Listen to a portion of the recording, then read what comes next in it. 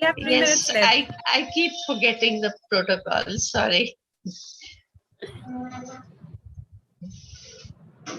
So, ma'am, we would request you from now on to stay with us, not just for your speech, but also for our valedictory function, which will follow.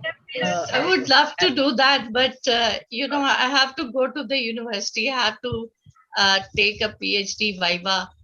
So, ma'am, It's we would request you now on to stay with us, not just for your speech, but also for. There's simultaneously something going on in YouTube. Okay, ma'am, by what time are you supposed to reach there? I'm supposed to reach there by 1:30, so I'll be with you till then. Even when I'm traveling, I can listen to you all on my phone. That's what I've been doing all these past few days. But unfortunately, the complete lectures I haven't been able to attend. I've been attending wherever I Thank you was so much, free ma'am, to that do you were so. not just interested in your lecture, but you were also interested in for the week, for the No, entire I lectures was. that went I'm across. interested in the subject, so I did listen to almost all the speakers, but I couldn't do the whole lectures because of my schedule. So, With your permission, ma'am, I'll start now, and I'll start in Hindi if you allow me, because we of have course, some please, of the please. participants are in Hindi. Yeah, definitely, please. We can start, Shantini. Okay. So, नमस्कार, जोहार.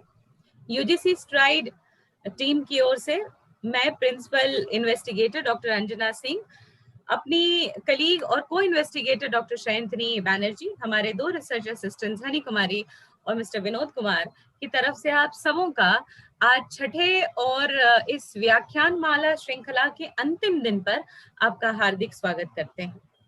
अब तक हमने ecofeminism की theory पर बहुत सारी बातें की हैं और अनेक तरीकों से, अनेक चश्मों से उसे देखने की कोशिश की है। कभी हमने शुद्ध सिद्धांतों की बात की है, कभी हमने उसे इतिहास के चश्मे से देखा है, कभी हमने उसे साहित्य के चश्मे से देखा है और कभी हमने उसे फिल्मों के चश्मे से देखा है। तो ये सारे चश्मे हमने देख लिए हैं। इन सब चश्मों के साथ एक उपन्यास का चश्मा भी है, और जब आप आदिवासियों को पढ़ना शुरू करते हैं पूरे भारत में, तो एक नाम है जो हमेशा हर जगह आपको मिलेगा, अक्रॉस उत्तर से लेकर दक्षिण तक, पूरब से लेकर पश्चिम तक, आपको एक नाम जो हर एक व्यक्ति कहेगा कि आपको पढ़ना चाहिए आदिवासियों पर, वो है महाश्वेता देवी। तो आज हम इस महाश्वेता देवी ने आदिवासियों से संबंधित क्या बातें की हैं, हम उस पर चर्चा करेंगे। आज हम स्वागत करते हैं विधिवत तौर पर, और हम बड़े गौरवान्वित हैं कि आज अंग्रेजी विभाग रांची विश्वविद्यालय की विभागाध्यक्षा और डीन मानविकी, यानी जिसे आप अंग्रेजी में ह्यूमैनिटीज कहते हैं, वो हमारे साथ हैं अपनी बातों को रखने के लिए। तो आज स्वागत करते हैं हम अपने मंच पर डॉक्टर बोनानी चैटर्जी का, जो अंग्रेजी विश्वविद्यालय के अंग्रेजी विभाग में अंग्रेजी के एसोसिएट प्रोफेसर हैं और ये वहाँ की विभागाध्यक्षा भी हैं। साथ ही साथ ये डायनामिक महिला डीन ऑफ ह्यूमैनिटीज यानी मानविकी की डीन भी हैं। तो कई सारे रोल हैं जो ये एक साथ निभाते रहती हैं और बहुत अच्छे से इन सब चीजों को एक साथ बांध कर चला लेती हैं। इन्होंने पोस्ट कॉलोनियल स्टडीज में इनको विशेषता हासिल है और ये उसमें रुचि रखती हैं। साथ ही साथ इन्होंने कई सारे अपने इनके आलेख, चूंकि पढ़ने लगूं तो बहुत लंबा इनका बायो हो जाएगा, तो इन्होंने आलेख बहुत सारे राष्ट्रीय अंतर्राष्ट्रीय जर्नल्स में प्रकाशित किया है, कई जगह रिसोर्स पर्सन्स रही हैं और कई सारे सेमिनारों, कॉन्फ्रेंसेस में इनकी भागीदारी रही है। तो आज जो ये टॉपिक, जो विषय पर हमारे साथ बात कर रही हैं, उस विषय का नाम है ecofeminism, language and an ecofeminist reading of Mahasweta Devi's Draupadi. So Draupadi वो चरित्र है जिसके द्वारा आज हम समझने का प्रयास करेंगे। मैम, आपने हमारा आमंत्रण स्वीकार किया, इसके लिए हम हृदय से आपके आभारी हैं और हम आपसे अनुरोध करते हैं कि आप अपने वक्तव्य से हमारे श्रोतागणों को और हमारे शोधार्थियों को लाभान्वित करें। Ma'am please. धन्यवाद अंजना जी। हमको तो मन कर रहा है कि हिंदी में ही हम अपना व्याख्या करें, पर वो उचित नहीं होगा। और लेकिन in the beginning I would like to thank Sister Jyoti, the principal of Nirmala College, Dr. Raman Kumar Jha, Vice Chancellor of Amity University, Professor Dr. Ajit Kumar Pandey, Director of Amity Jharkhand, Dr. Anjana Singh, history के head and principal investigator जो हमारी इतनी तारीफ की है, end of course Shantini, who is a much loved student of ours, and I'm so proud of her that she is there as the co-investigator. आप सभी को मेरा आभार for inviting me to this platform where I can share my views. I am, of course, a student of literature, and my specialization has been in post-colonial studies. So therefore, my point of view, my topic reflects this, this perspective of literature, academics, and particularly the post-colonial point of view. Now, I've divided this lecture into 3 parts. The first part will deal with the theory of ecofeminism. Please don't groan. I know that through these 5 days, you have been, acquainted with a lot of theory. But then, theory is what binds any hypothesis together. So only that aspect of theory which I'm going to use in my interpretation, I will share with you, just to, bolster my argument, the argument that I'm going to make in this paper. The second part will be a very brief discussion on language, and I'm aware that this point too has been made by several speakers before me, but there's nothing like reinforcement. So, and the third part will, of course, be the main part of my lecture, which will be an interpretation, an eco-feminist interpretation of Mahasveta Devi's story, short story, Draupadi, in the light of the critical assumptions of ecofeminism, and particularly the oppressive conceptual framework of canonical philosophy. Now, unfortunately or fortunately, our whole educational system is based on the Western canon. And therefore, I'm going to examine this canon of Western philosophy, the basic assumptions of Western canon of knowledge and philosophy. I'm going to say that we have inherited this through our universities, through the institutions which we have inherited in the post-colonial stage of our existence, and how this Eurocentric vision and worldview still prevails and holds a hegemonic hold over our actions and beliefs and practices. So this is going to be the main thesis of my paper, and later I will try to interpret Mahasveta Devi's short story Draupadi in the light of resistance to these values which are prevailing, have prevailed, and are responsible for so much of destruction all around. Okay, so a bit of theory where I'm going to examine this Western canonical philosophy, which forms the basis of much knowledge that we have inherited, and it guides our thoughts and actions. So, while ecofeminism explores the relationship between women and nature, both belong to subjugated categories. In an hierarchical socioeconomic political system, which is gendered because it is predominantly patriarchal, a man's world, so to speak, in which the women as well as nature exist as the insignificant other. In the binary of man, woman, culture, nature. We have, the previous speakers have all spoken about this at great length, but what I want to emphasize is the fact that the rationale which underlies this theoretical premise is based on the observation that just as patriarchy dominates women, so also man dominates nature and seeks to conquer it by force, exploiting its potential for material ends, comfort, wealth, power.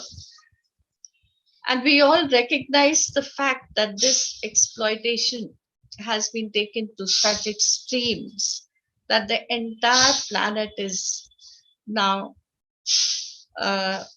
endangered, screaming with agony and fighting back. Environmental philosophy is the basis for this, for this understanding of what is happening to our planet.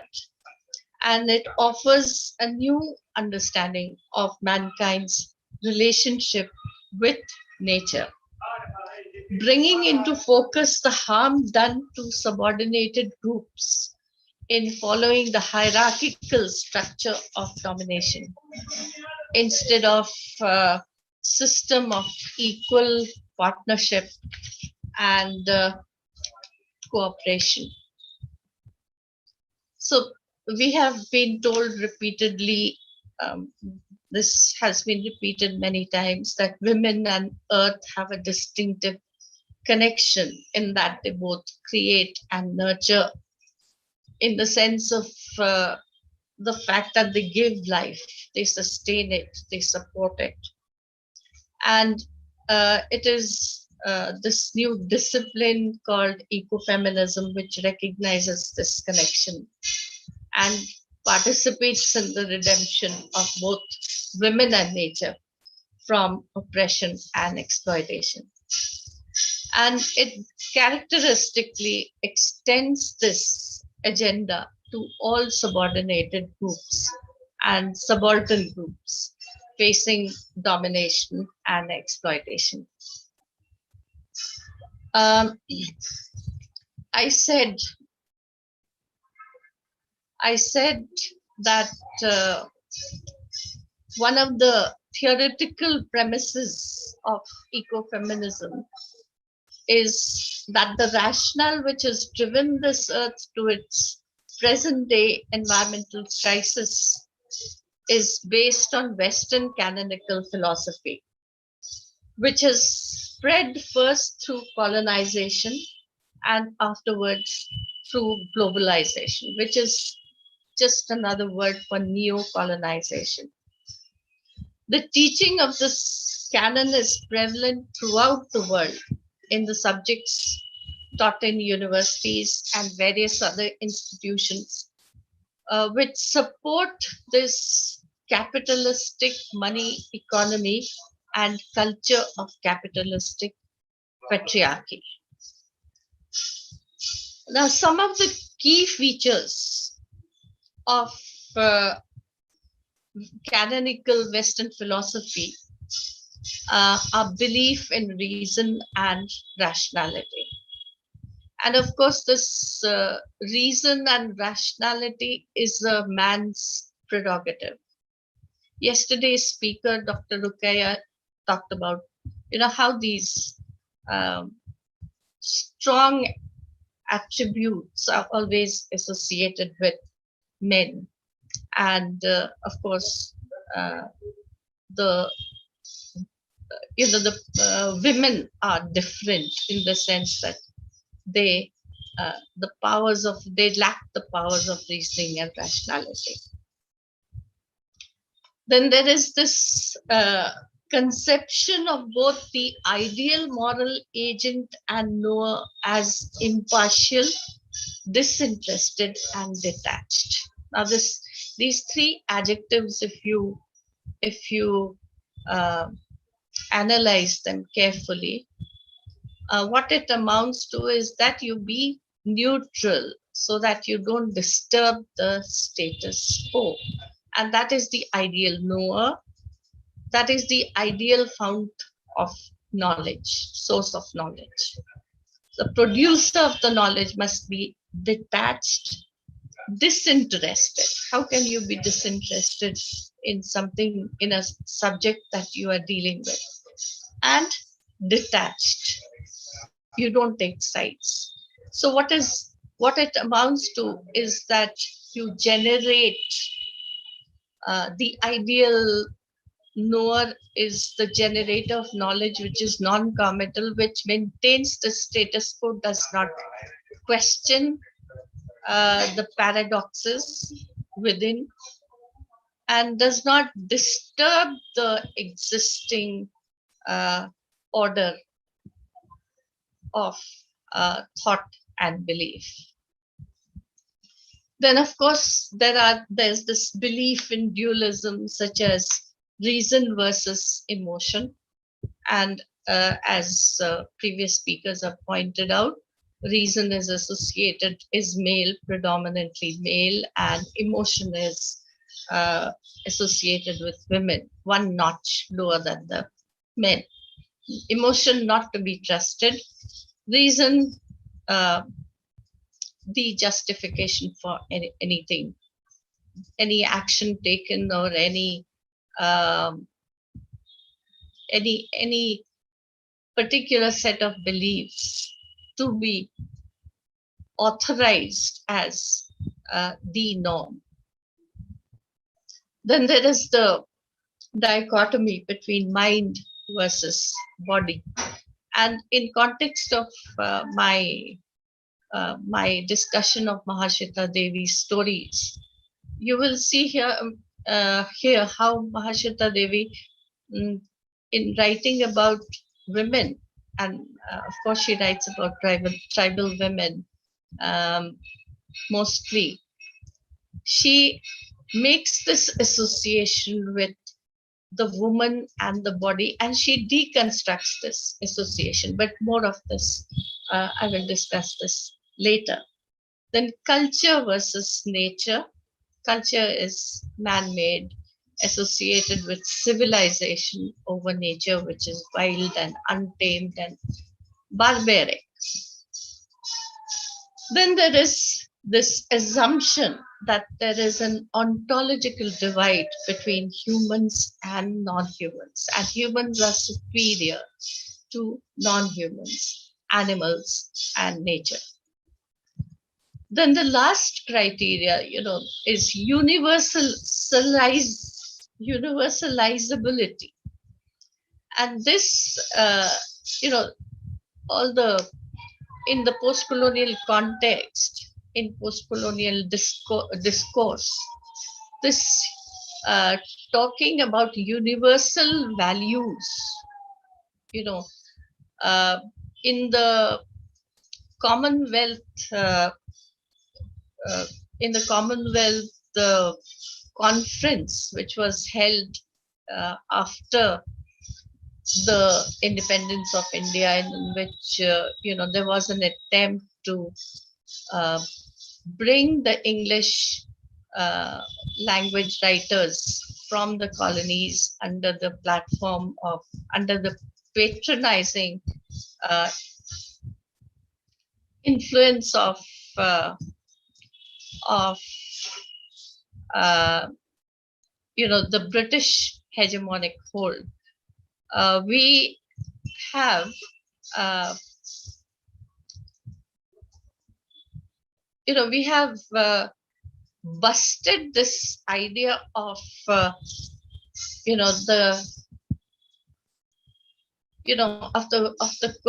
colonized writers from colonized uh, uh, countries being included because of their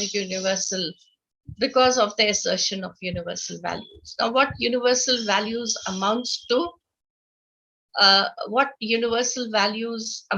to really is whether they correspond to the Eurocentric values or not. And it is also, if it does, then it is included and recognized. If it doesn't, then it is not. The work does not have any universal value. Now, this is an extremely fallacious point of view, as has been established in post-colonial theory. What comes to mind when I talk about universalizability is Jane Austen's opening line in Pride and Prejudice. It is a truth universally acknowledged that a single man with a fortune must be in want of a wife. And how ironical this is. Well, the same irony operates in the use of this criterion as when it is used to approve any kind of work or any kind of knowledge as being appropriate, as being worthy of being propagated and spread. And obviously, on the flip side of this is that if you discard it as not being universal, you are also discarding a lot of things which are distinctive of a certain community, the values of a certain community, which may be different from yours. You're also using it as an excuse to cover up many of the flaws, many of the faults, many of the wounds which your universalizability has inflicted on the people on which you use. You use it to silence the other, so to speak. I hope I'm making myself clear. So this assumption is used for assessing the truth of ethical and epistemological principles. And as I've already said, it's an extremely fallacious assumption. Now, most of these features are challenged by feminist environmental philosophy, which began in the 1970s when the destruction of the environment became starkly evident in the form of data, empirical data, which appeared about this time about the adverse effects of industrialization, deforestation, etc. Thus, environmental ethics, both feminist and non-feminist, stands on the premise that humans have a moral responsibility to non-human animals and nature. And after this, we have what is called a revised environmental philosophy, which appears in the 1990s.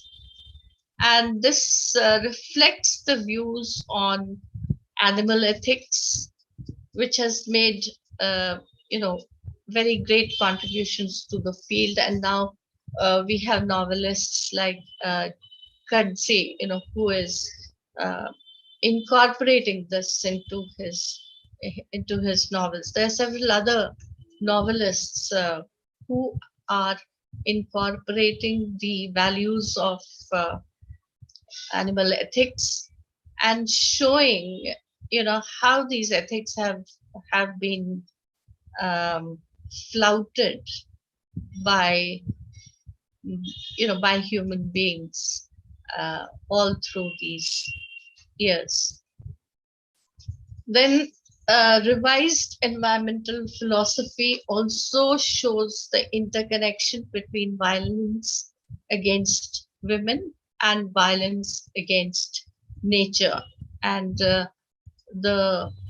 writers, the most important writers who have discussed this are Carol Adams, Josephine Donovan, and you have Susan Griffin.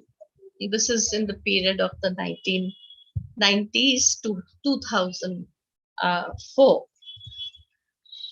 Apart from this, it discusses the role that language plays in creating, maintaining, and perpetuating the interconnected exploitation of women and nature. And about this, I believe other speakers have also said, you know, spoken about how women are animalized and nature is made feminine. And we'll talk about this later. Then the point, through the dualisms or binary oppositions in canonical philosophy, it becomes obvious that, you know, nothing is gender neutral. Men have been associated with superior culture and mind, while women have been associated with the physical body and inferior nature. So it locates the exploitation of women and animals in mutually reinforcing systems and practices of unjustified domination.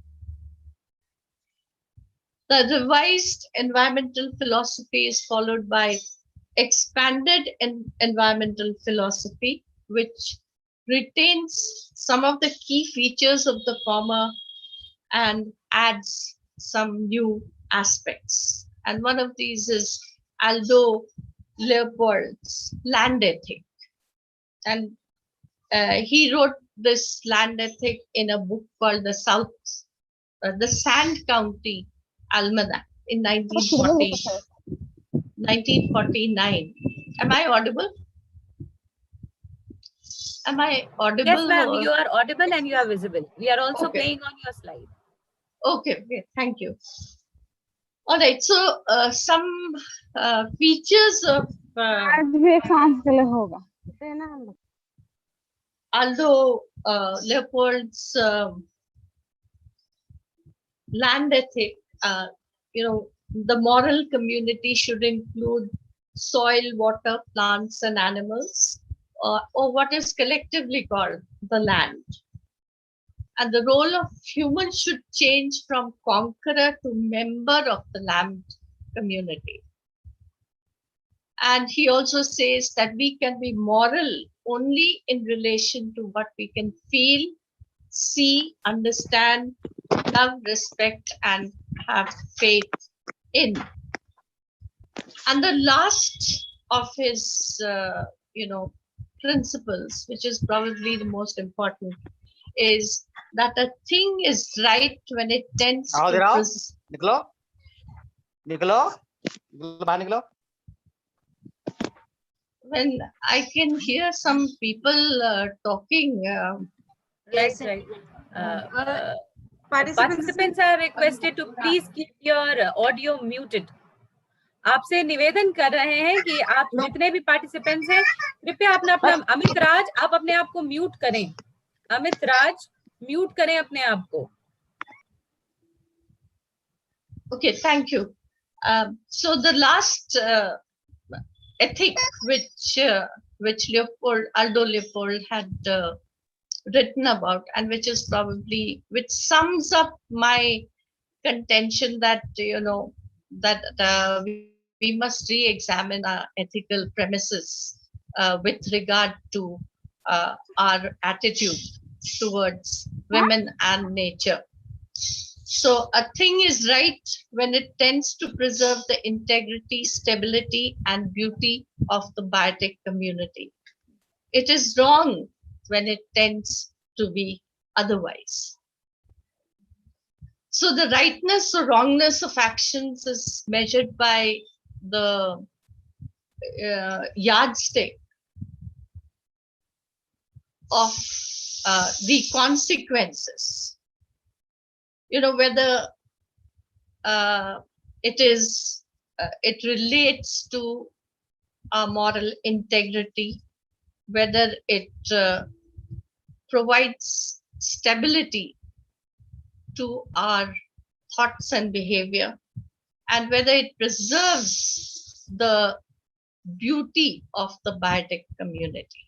So ultimately, what happens to the biotic community and is and the effect of our actions on the biotic community.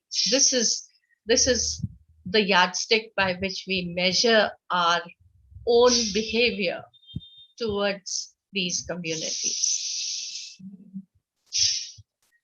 And the other concepts which are relevant to my discussion is the idea of deep ecology and radical environmental philosophy. And from these, we get the idea of anthropocentric, that is, human centered thinking about human nature relationship, which has in turn led to anthropocentric, male centered thinking about uh, nature and the subordinated groups. So, to reiterate, therefore, theoretically, what ecofeminism does, uh, it explores the nature of unjustified dominations of women and nature. It critiques male biased Western canonical philosophical views about women and nature. It creates alternative solutions to such male biased views. And ecofeminist thinkers distinguish between the terms oppression and domination. They use the term oppression with reference to women and domination with reference to nature, as they argue that only sentient beings capable of feeling can be oppressed, while nature, not being sentient, can only be dominated. Now, this is again another fallacy, of the inert earth. The exploitation, several ecofeminists will tell you that the exploitation of this earth stemmed from the notion that the earth is inert. It is not a living thing. And therefore it is perfectly all right to exploit its resources. And this is the kind of fallacious thinking which has led to the present day environmental crisis. Now, K.J. Warren, in his book Ecofeminist Philosophy, a Western perspective on what it is and why it matters, provides an interesting insight which I have used in my reading of Mahasveta Devi's short story Draupadi. He says, and this is basically the crux of my paper, he says that there are conceptual frameworks or a set of beliefs, values, attitudes, and assumptions which shape and reflect how we see ourselves and our world. And some of these conceptual frameworks are oppressive. They function to explain, maintain, and justify institutions, relationships, and practices of unjustified domination and subordination. When a conceptual framework is patriarchal, it serves to justify the subordination of women by men. And that is why we have, things like sexism, classicism, uh, heterosexism, and ethnocentrism. Ethnocentrism refers to the evaluation of other cultures according to one's uh, preconceptions, originating in the standards and customs of one's own culture. These are examples of what Warren calls unjustified isms of domination, and they are rooted in 5 features of an oppressive conceptual framework.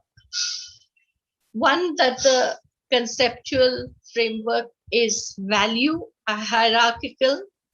There is up down thinking, which puts greater value on the up feature rather than the down. In canonical philosophy, this kind of thinking puts men up and women down. By giving greater value to that which supposedly exists in the upper echelons of this organizational principle of reality, one legitimizes inequality. When I'll quote this from Elizabeth Dodson Gray, and prior to the metaphor up down, one would have said only that there existed diversity. The second feature of this oppressive conceptual framework is the oppositional relationship, which is oppositional rather than complementary. And this oppositional relationship between the self and the other is mutually exclusive, and it is based on the dualism, which the assumption of dualism, and the fact that one of the binaries is deemed given greater weightage than the other. In canonical Western philosophy, in the dualism on male versus female, it's the male which receives that extra weight, superior. The male is superior. And in culture versus nature, it is culture which becomes more important than nature. Then the third feature in this oppressive conceptual framework is power and privilege. Power and privilege in an oppressive conceptual framework are with those who can mobilize resources to self-determined ends. That is, those who have the power to get what they want because they control the means of production, they control what it takes to bring about something. Poor people may be viewed as inferior and therefore undeserving of the opportunities and rights enjoyed by the wealthy. And this is something we see in an unequal society. We see it everywhere. And we also see the attitude of justification, which this engenders, this assumption engenders.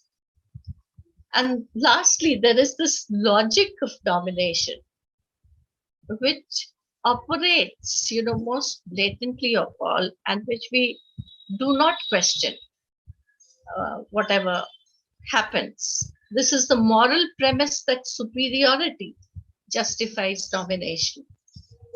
The logic of domination provides the moral justification for keeping the underdog down. And we have seen how this operates in racist societies.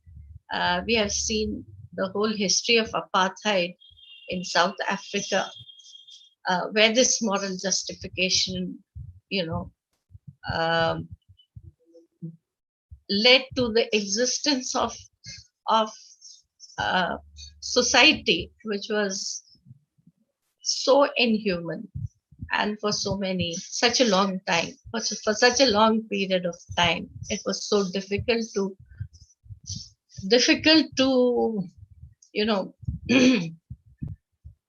remove this kind of inequality.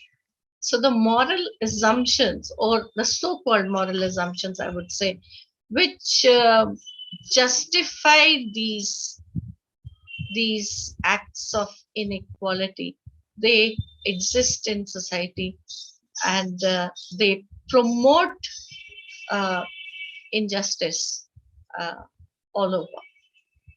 And they are not questioned because they are part of the whole rationale of this canonical philosophy which we have inherited, which has somehow changed into a mindset and an attitude, so that even if we feel sometimes due to when we look at some stray incidents, even if we feel uncomfortable, we are able to brush it aside and move on. So typically this justification takes the form that those who belong to the privileged sections of society have some intrinsic quality that those who rank below do not. And this is the basis of the kind of discrimination we see, racist discrimination we see in many parts of the world, the kind of discrimination done due to the color of your skin. So Warren argues that these five features of an oppressive conceptual framework function in real life practices to keep intact unjustified institutions and systems of oppression and domination. So from this, actually, although in my PPT I have said I will discuss language after this. This is as much of theory as I want to do.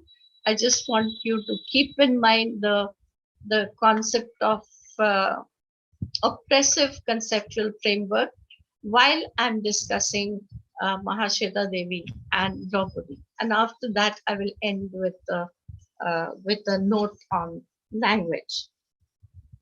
So, I don't need to introduce Mahasveta Devi. She is well known, and she is also well read. And in this story, which I have selected, all the assumptions underlying the oppressive conceptual framework within which women are oppressed, all these are visible.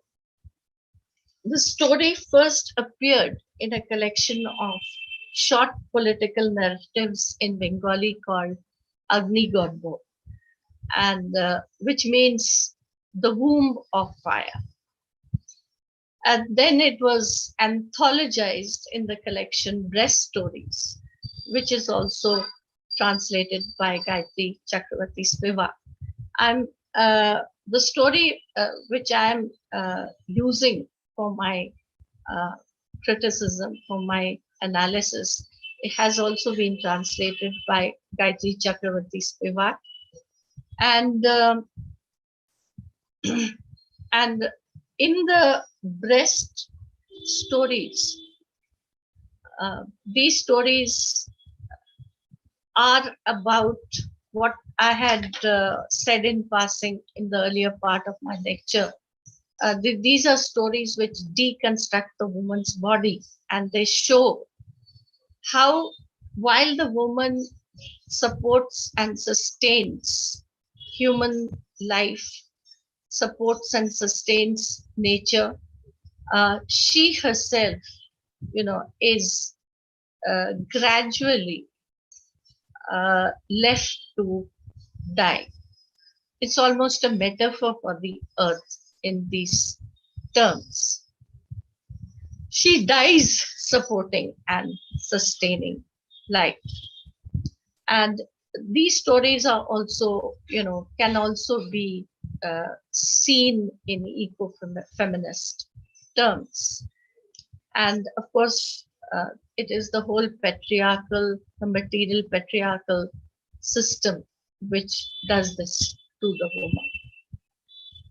Now, in the introduction to this collection, Agni Garbo, or the womb of fire, Mahasveta Devi says, I want a change in the present social system and do not believe in mere party politics. She was a member of the Communist Party, but then she discovered its limitations and she stuck to her point of view instead of following the party line, rigidly following the party line. So her statement indicates her position and point of view as being concerned with the marginalized tribal community and particularly the plight of women within that community. It makes clear the fact that we exist in an unequal society. Okay. Then Draupadi, the protagonist, is a tribal woman, a Santal, uh, which is a tribe. We have had 2 lectures on the Santal, so you know that it's a tribe which exists on the borders of Jharkhand and Bengal, Dumka, that area, Santal Pargana. This particular story is located in the peasant movement for agrarian reforms, which started in Naxal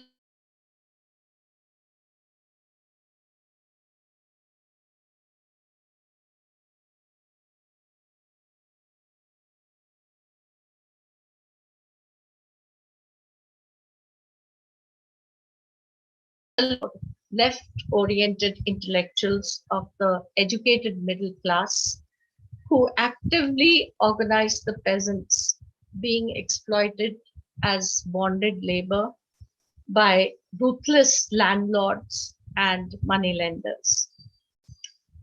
And these landlords and moneylenders obviously had the tacit and the not so tacit, the very obvious support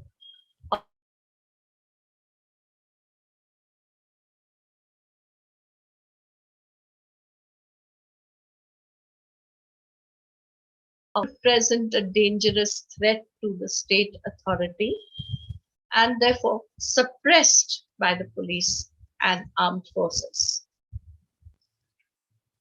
Draupadi and her husband Dulna Majhi, they are landless tribal peasant activists who support the movement and are therefore wanted by the police.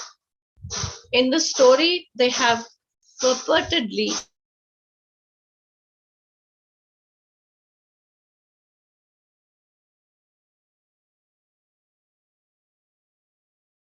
who are landlords.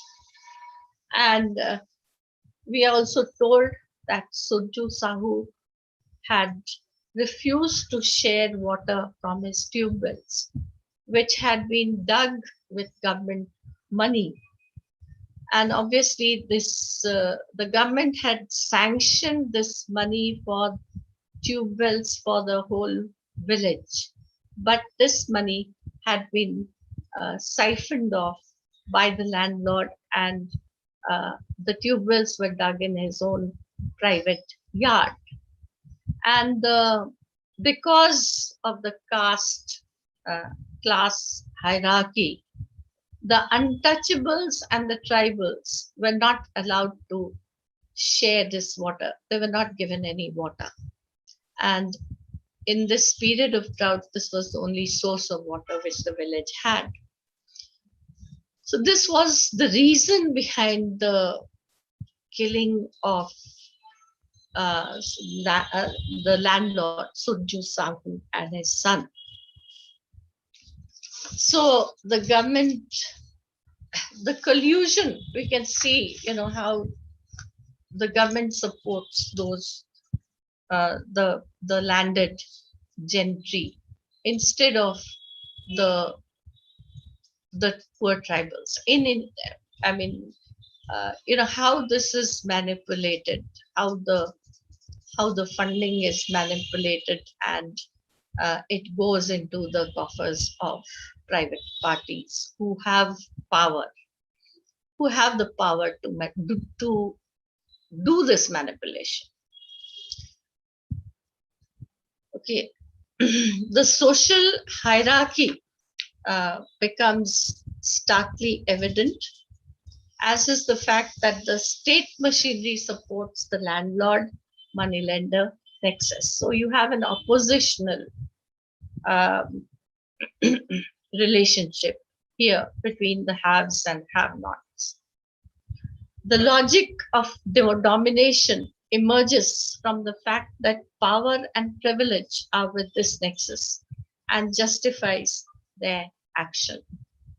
This is according to the moral assumptions of a corrupt conceptual framework. Draupadi, or Dopti, as she is called, eludes the police, which systematically cordons off villages and fires indiscriminately at anyone who is different from them. So here again, the Santals are dark skinned. Therefore, anyone with a darker skin than those who wield the guns is a likely target. Again, us and them, the binary of us and them. Dopte is linked to the forces opposing the dominating and the oppressive capitalistic patriarchy. We are told in the story that Draupadi and her comrades use the hatchet, the scythe, and the bow and arrow as weapons, as opposed to the male organ of a gun. This is within quote marks. This has been used by, this is a term, a phrase used by one of the characters in the story, Sena Naik, whom I will discuss later. The gun becomes a symbol for maleness and mindless offense, while the Santals use tools normally used for agriculture to defend themselves when their lives are at stake. Dopti's connection with the land is repeatedly emphasized in the story, although she is a landless peasant who works as an itinerant laborer in the region of Birbhum, Burdwan, Murshidabad, and Bankura. She knows the forests which surround the region to which she belongs, as well as she knows herself, and no one can catch her there. It is only when she turns away from the forest to deflect her enemies and to protect her friends who are hiding in the forest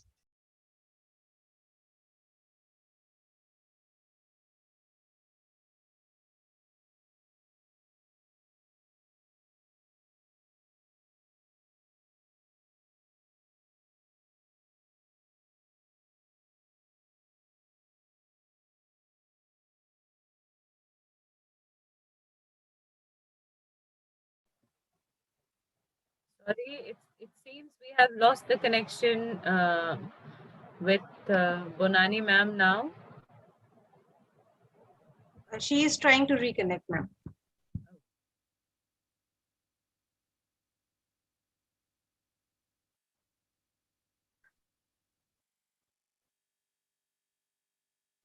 I request all the participants to be a little patient. She's lost her connection and she's trying to reconnect with us. Please be patient for some time.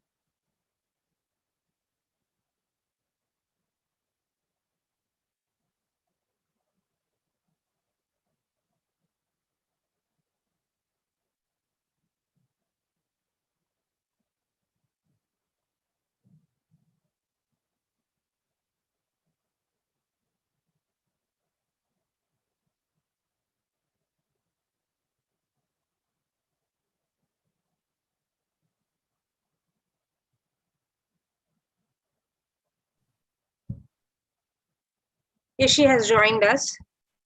Okay, sorry about that.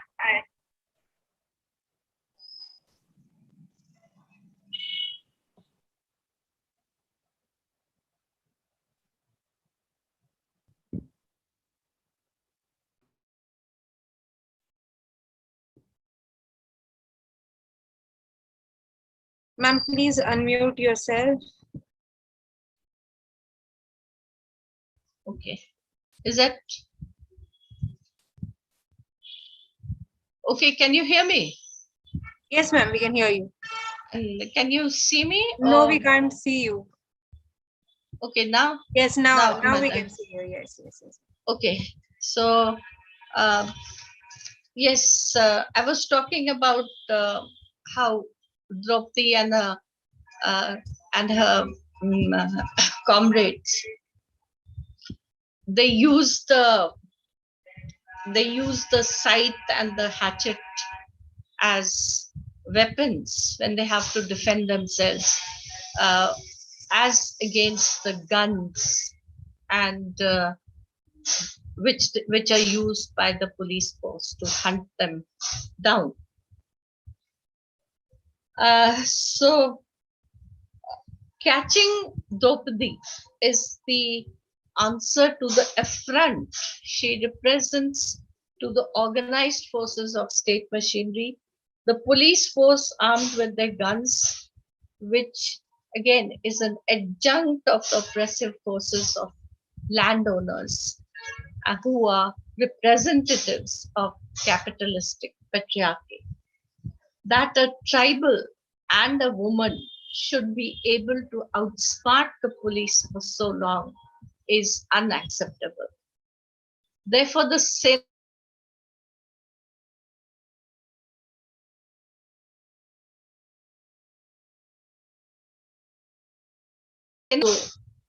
because he could think like the enemy and put himself in their shoes. This treacherous empathy, so characteristic of the educated middle class, which aligns itself with the oppressive forces while pretending to sympathize with the underdog, is ironically represented in the story.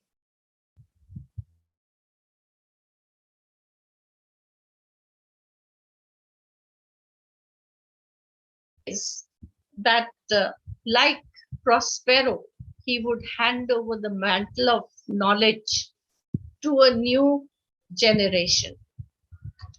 So he considers himself to be a figure of authority, even a mentor, and what he is going to hand down to the next generation is his uh, own view of how the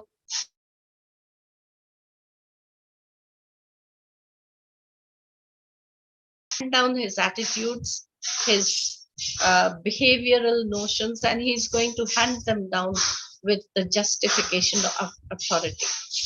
He's not aware that his knowledge is unjust and oppressive, like Prospero's. The extent of his collusion with the oppressive forces is borne out by his order to the forces under his command. Once Draupadi is captured in the outside the forest, he commands his soldiers, his men, to rape her, and the expression that he uses is make her.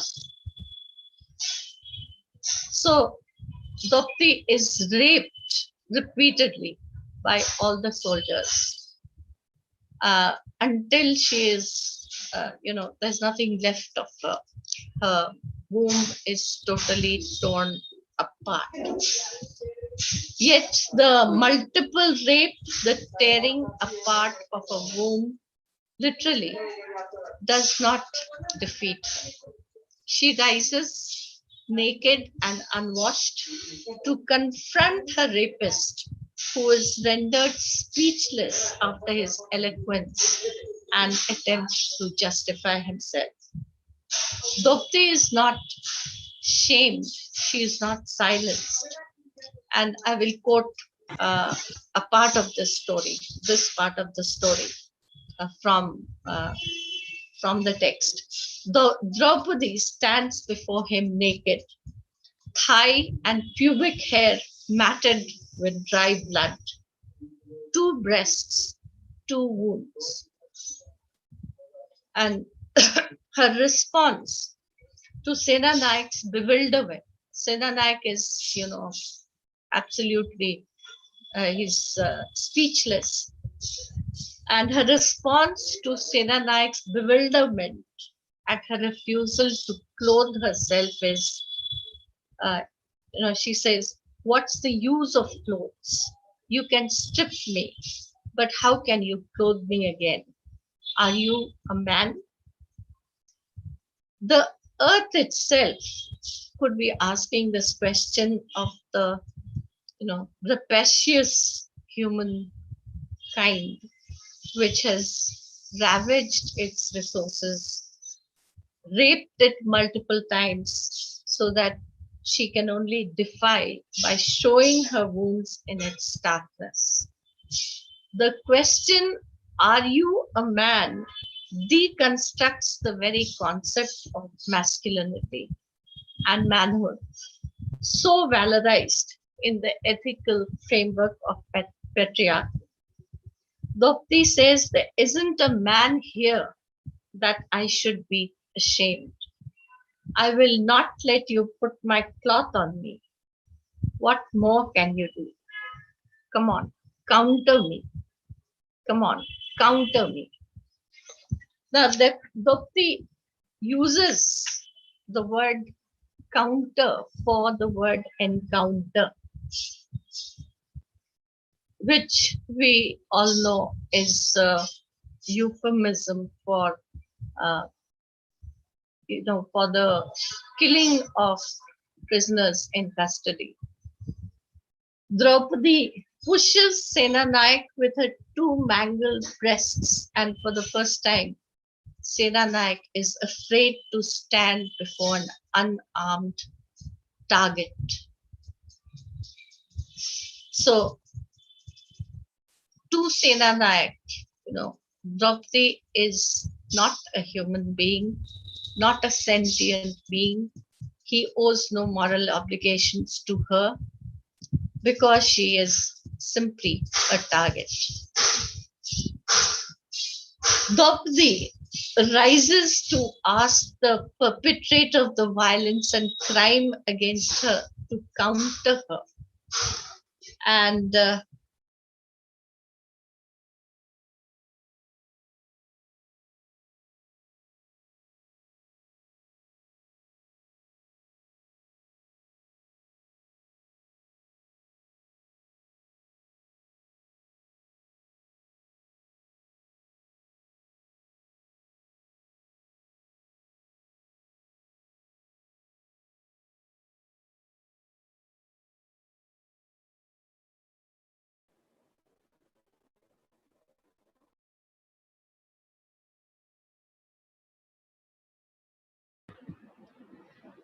finally, today we are in for some kind of network issues, and this is it.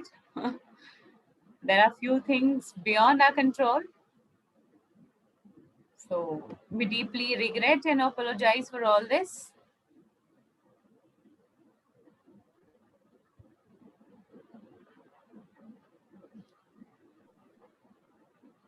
She is still trying to reconnect. I spoke to her.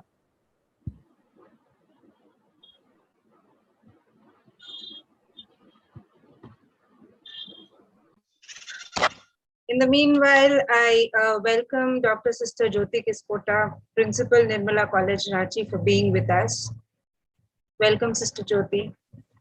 Thank you, Shantani.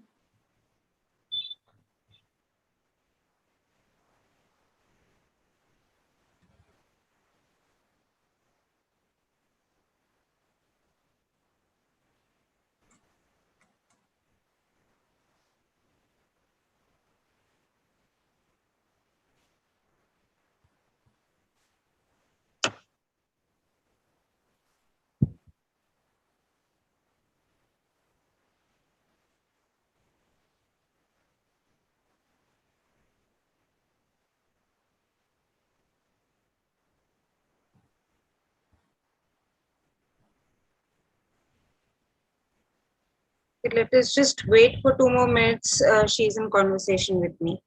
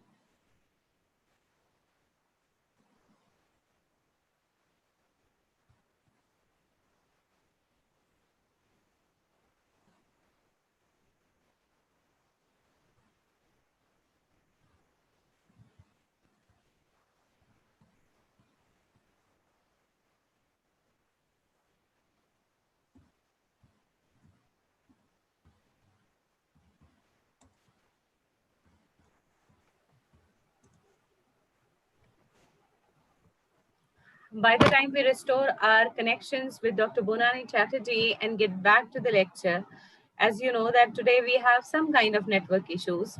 Meanwhile, we can keep talking to our participants about what were the things that you would have wanted more in this ecofeminist uh, lecture series. Can you please let us know what were the things that you were looking for? And any one of you can join us and tell us. Meanwhile, we are trying to get connected to her.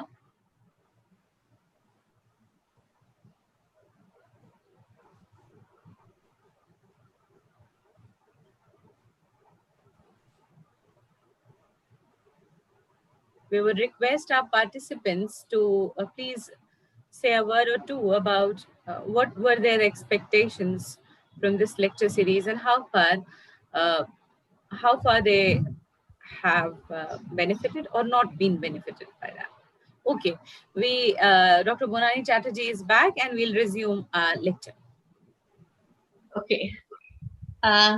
So I was talking about how um, according to ancient Indian history, the Aryans were invaders from Central Asia who subsequently colonized the land originally belonging to the Adivasis, who were then relegated to the lower echelons of the social hierarchy.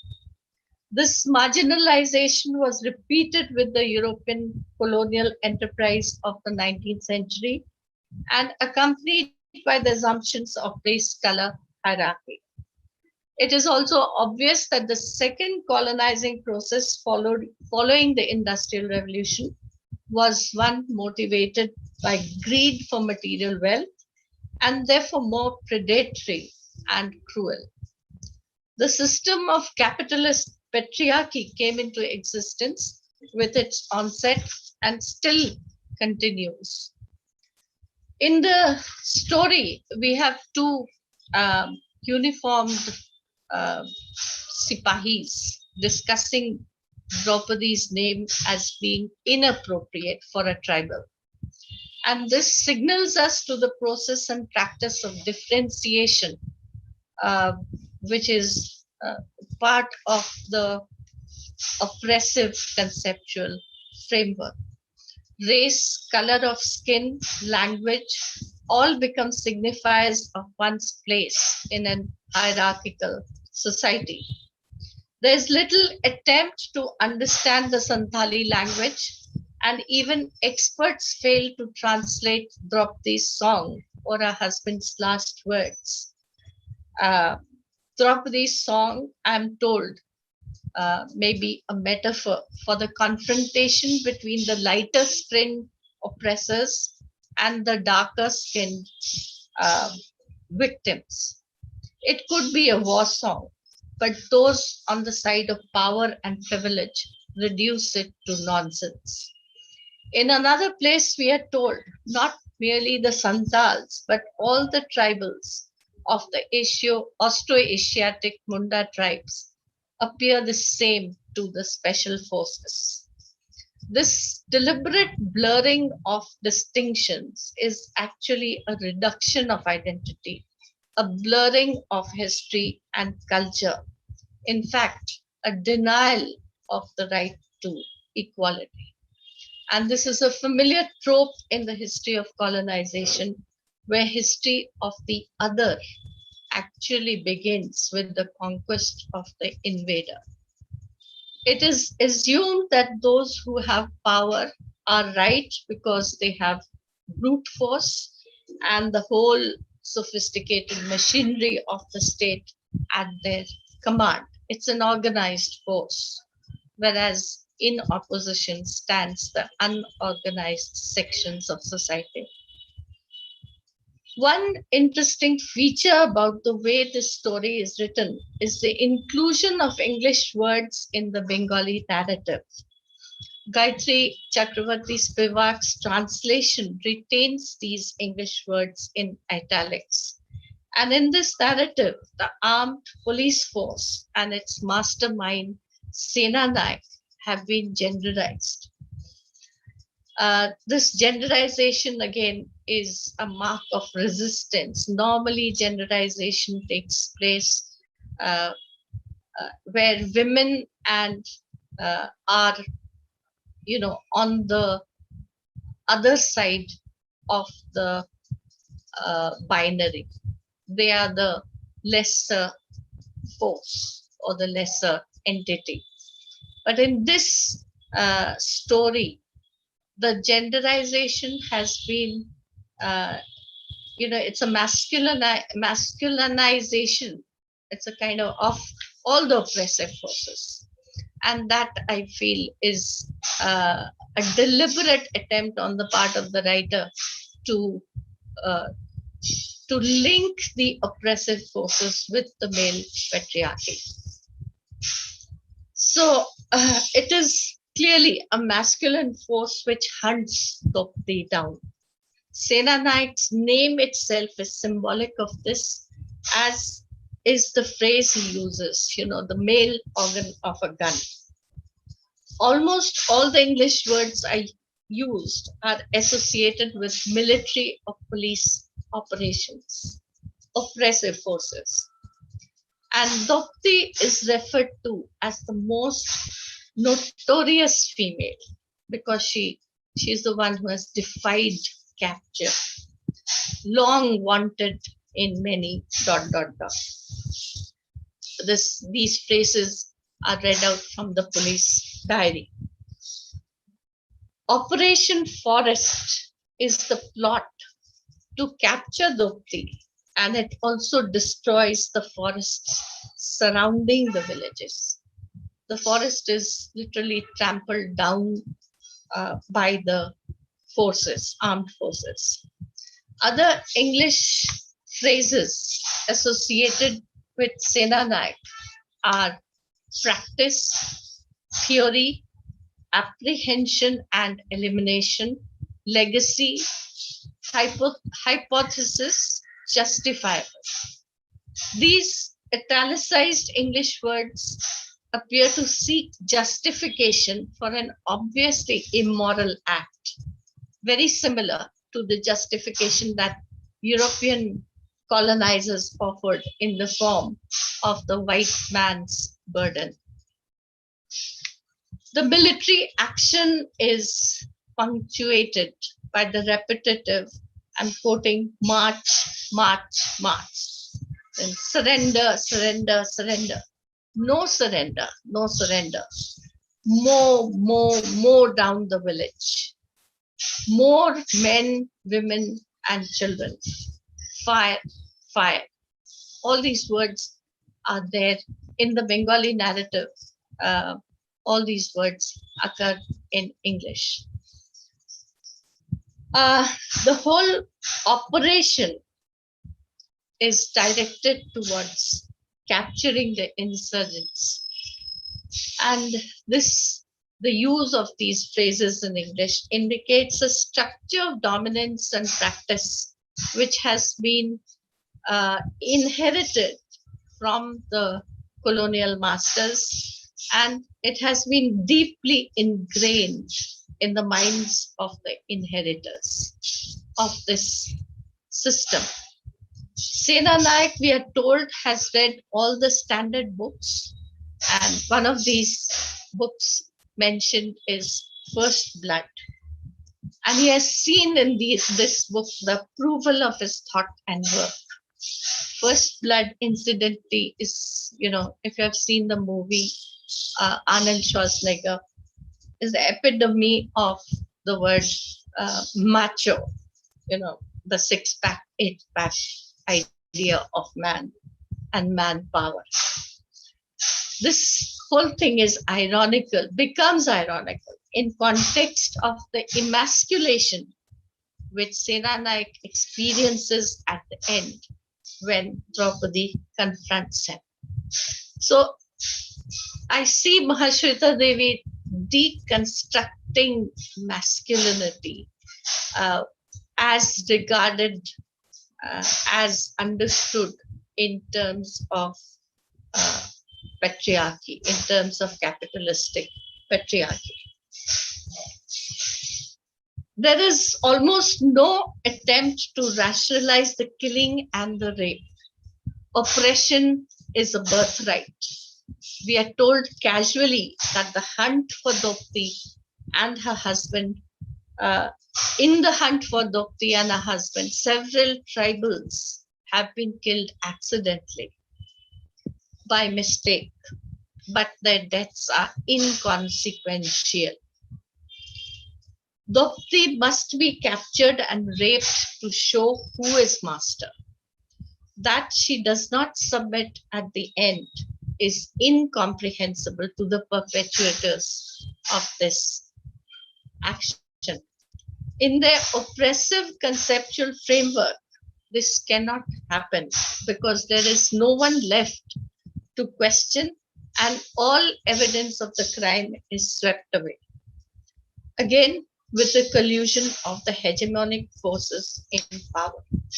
Other speakers have spoken of rape and how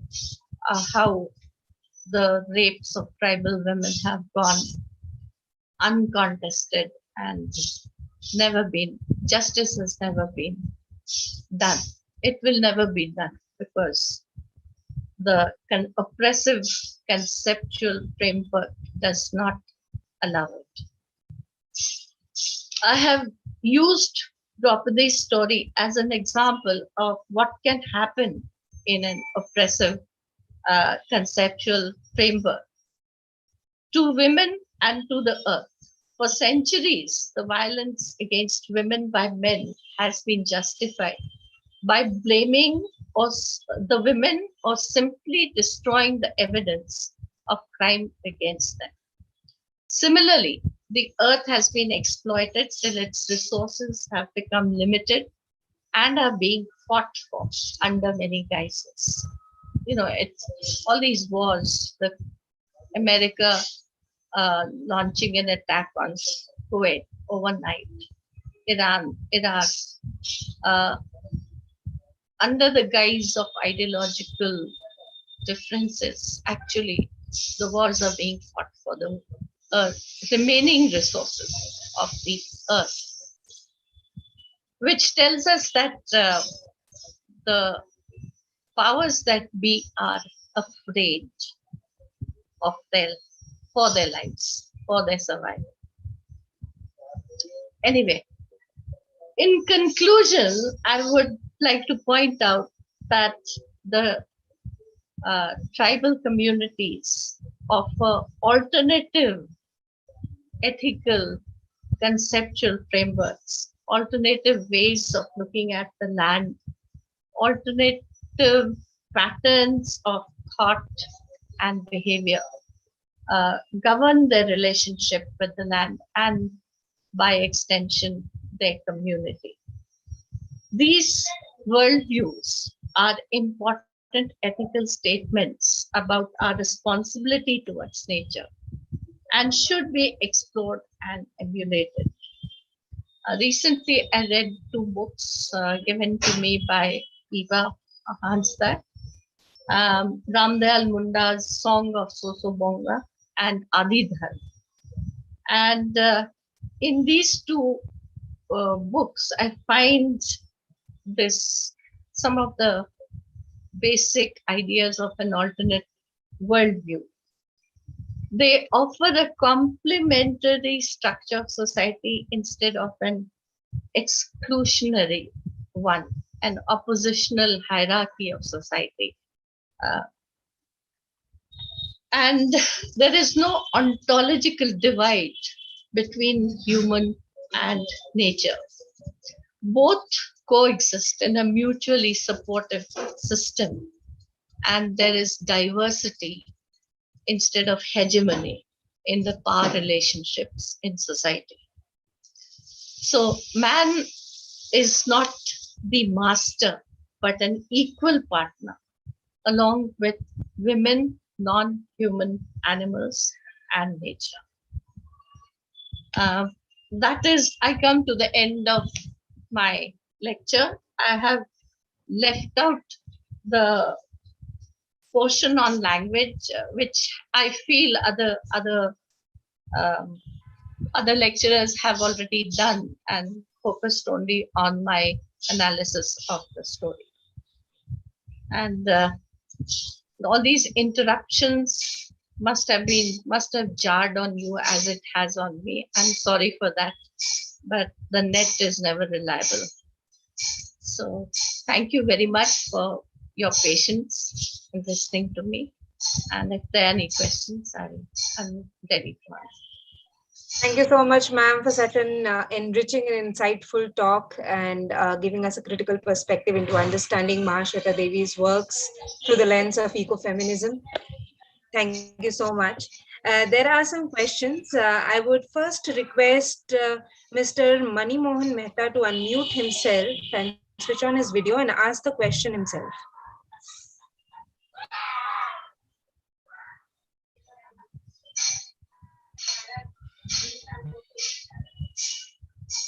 Mr. Mani Mohan Mehta. Okay, I'm reading his question. He asks, Pratibha Roy's Draupadi and Mahasveta Devi's Draupadi, is there anything common from the ecofeminist perspective between the two works? Well, I haven't read the other Draupadi, so I won't be able to answer this question until I read it. Okay, ma'am. The next question is from Akanksha Tirki. Sorry, Akanksha, could you please unmute yourself and switch on your video and ask your question? Yes, Akanksha. Yes, okay. Am I audible as well? Yes. Yes. Okay. Thank you, ma'am. It was a very very, I think so, very lucid and also very interesting lecture. I read Draupadi in my bachelor's degree, and it was very interesting at that time as well, especially the kind of narrative that was drawn for both the indigenous knowledge that was shared and as well as how it was being comprehended so that they can be captured. And it was very interesting in the way how you put like how time and again it happens. So my question is like, we have always seen a pattern of how tribal or indigenous communities are dislocated, and they are always made like they are not the owners but rather consumers who are there. And then through this pattern the materialistic gain has been obtained. Like even the character of Draupadi, she is like a bait for them to get captured and to get molested and abused. And then through her character we can see that time and again, and like the multiple encounter abusive rape that she shows is again I think so symbolically refers to the multiple times that it happens, that the places owned by the tribal communities have been captured and have been deteriorated. So, how would you like to dwell upon this thought? Like, even the recent, we heard that the Aboriginal community of Australia, they have been now declared like they were not the Aboriginal, but rather they killed the Aboriginal tribe of Australia, and now they are just settlers over there. So, this idea of completely time and again by dislocating them and making them just a part of it but not really a completely owner or something, like they have been a part of that place. So how would you like to reflect upon this, ma'am? Yes, see, I see it as part of, uh, this part of this whole process of colonization. In America, you have the Red Indians who have been driven now into reservations. In Australia, you have the Aborigines who have been driven into similar reservations. And here also, we have territories which are supposed to be tribal, but which are constantly being encroached upon by others through manipulations of the law, through collusions with the powers, with those in authority. So the only answer which I can give you, this trying to trying to move these people out, as you say, as you rightly point out, trying to move these people away from their land, from their heritage, uh, through power, through the use of power. This is something which has to be resisted. There's no other answer. This has to be resisted actively, and in every other way. Peaceful means, any means of resistance, every means of resistance has to be used to stop this from happening or any further. And until we are aware, you see, for the major part of this whole time period, most people were not aware even of what was happening. But now we are at least aware that this is what is happening. And post awareness, post consciousness, now one has to take action to stop this from happening. And the government also recognizes the moral right of the people to exist on this earth on equal terms. So, one can hope for a better future. I think. Does Thank that you, ma'am. answer your question? Yes, ma'am. Thank you. And also, I would like upon the idea of deception. Like we see that, the two idea of deception was that how Draupadi's husband was actually killed, So they employed the indigenous knowledge of the soldiers were actually they were climbing the trees and waiting for the time of dawn when someone would come to the water belt, and then they would kill at that point. So they didn't even know whether it could be an animal or it could be someone other than the a person. But then again, this idea of deception, and the second deception that happens was that how Draupadi was actually captured when she was like they were passing signals throughout the way, and then she thought that the signal was not recognizable by her. Maybe there was someone who had deceived them, like someone within them who had deceived them. So yes, ma'am, if you would like also. Yes, deception. See, Sena Naik, this character Sena Naik, if you read between the lines of the story, Mahasveta Devi is very economical, but the suggestions that are there in her narrative, Sena Naik is the kind of character who uses deception to catch his target. Okay, for him it's a target. His attitude. I would like you to look at Sena Naik as representative of all the forces of oppression. The philosophical notion that I have tried to make the basis of my reading. That those people are tribals and therefore they are not worthy of our consideration. Okay, they are fit to be eliminated. This is, I'm just translating the attitude which Sena Naik has. And he represents all the forces of capitalistic patriarchy, okay, which are ranged against the tribal community. And he has the police force at his command. He's the commander. So he has the power to do that, and he tries to justify his action very unsuccessfully, as I have pointed out in my reading. And ultimately, he's rendered speechless when Draupadi, fights back. She's on her last legs, wounded, torn apart, but she defies him, and he is rendered speechless because there is no moral justification for his action. Actually, that is what the story is telling us, that there is no moral justification.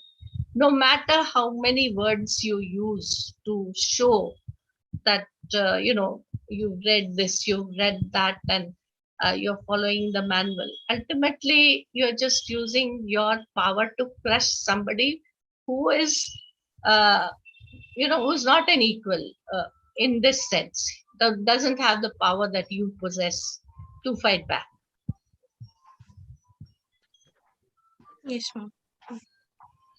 Thank you, Akanksha. I hope you're satisfied now with the answers. Ma'am, since you have already been following us on YouTube, there are many listeners on YouTube too. So it would be unfair if I don't take a question from the YouTube listeners. So there's one question from Manpreet Kaur who has asked, how can we put into patriarchal conceptual framework the powerful character portrayal of a doubly subaltern woman? Well, as a victim, Draupadi is a victim, isn't it? In an oppressive framework, somebody who does not possess power, which is equal to the power wielded by the oppressors, that person becomes a victim. And that is how we have to see Draupadi. Although in Mahasveta Devi's narrative, the victim is not entirely helpless. She does rise up to question the question the action, the morally, totally morally unjustifiable action of Sena Naik. So does that answer your question? Hopefully, she's on YouTube, so we can't hear her. Okay. But definitely, it would have. It must have satisfied her. So thank you so much, ma'am, for your talk and so elaborately explaining and taking up all the questions and queries from our participants. We're very thankful to you and highly indebted to you for your time and knowledge sharing with us. Thank you so much for being with us, ma'am. And we would request you to kindly be with us for some more time till our. Yes, I'll be with you till I have to leave for my work in the department.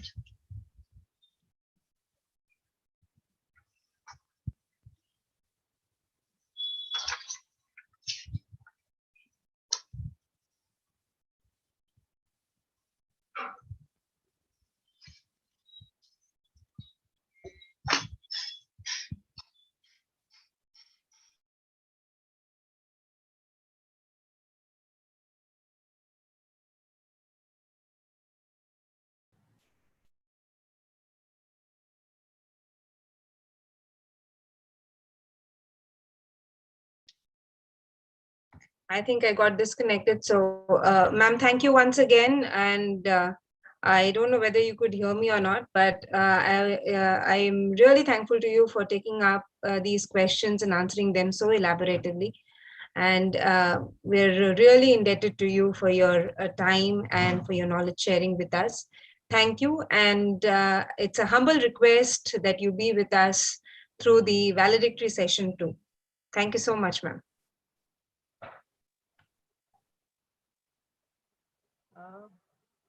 Shantari, do we have our guests here?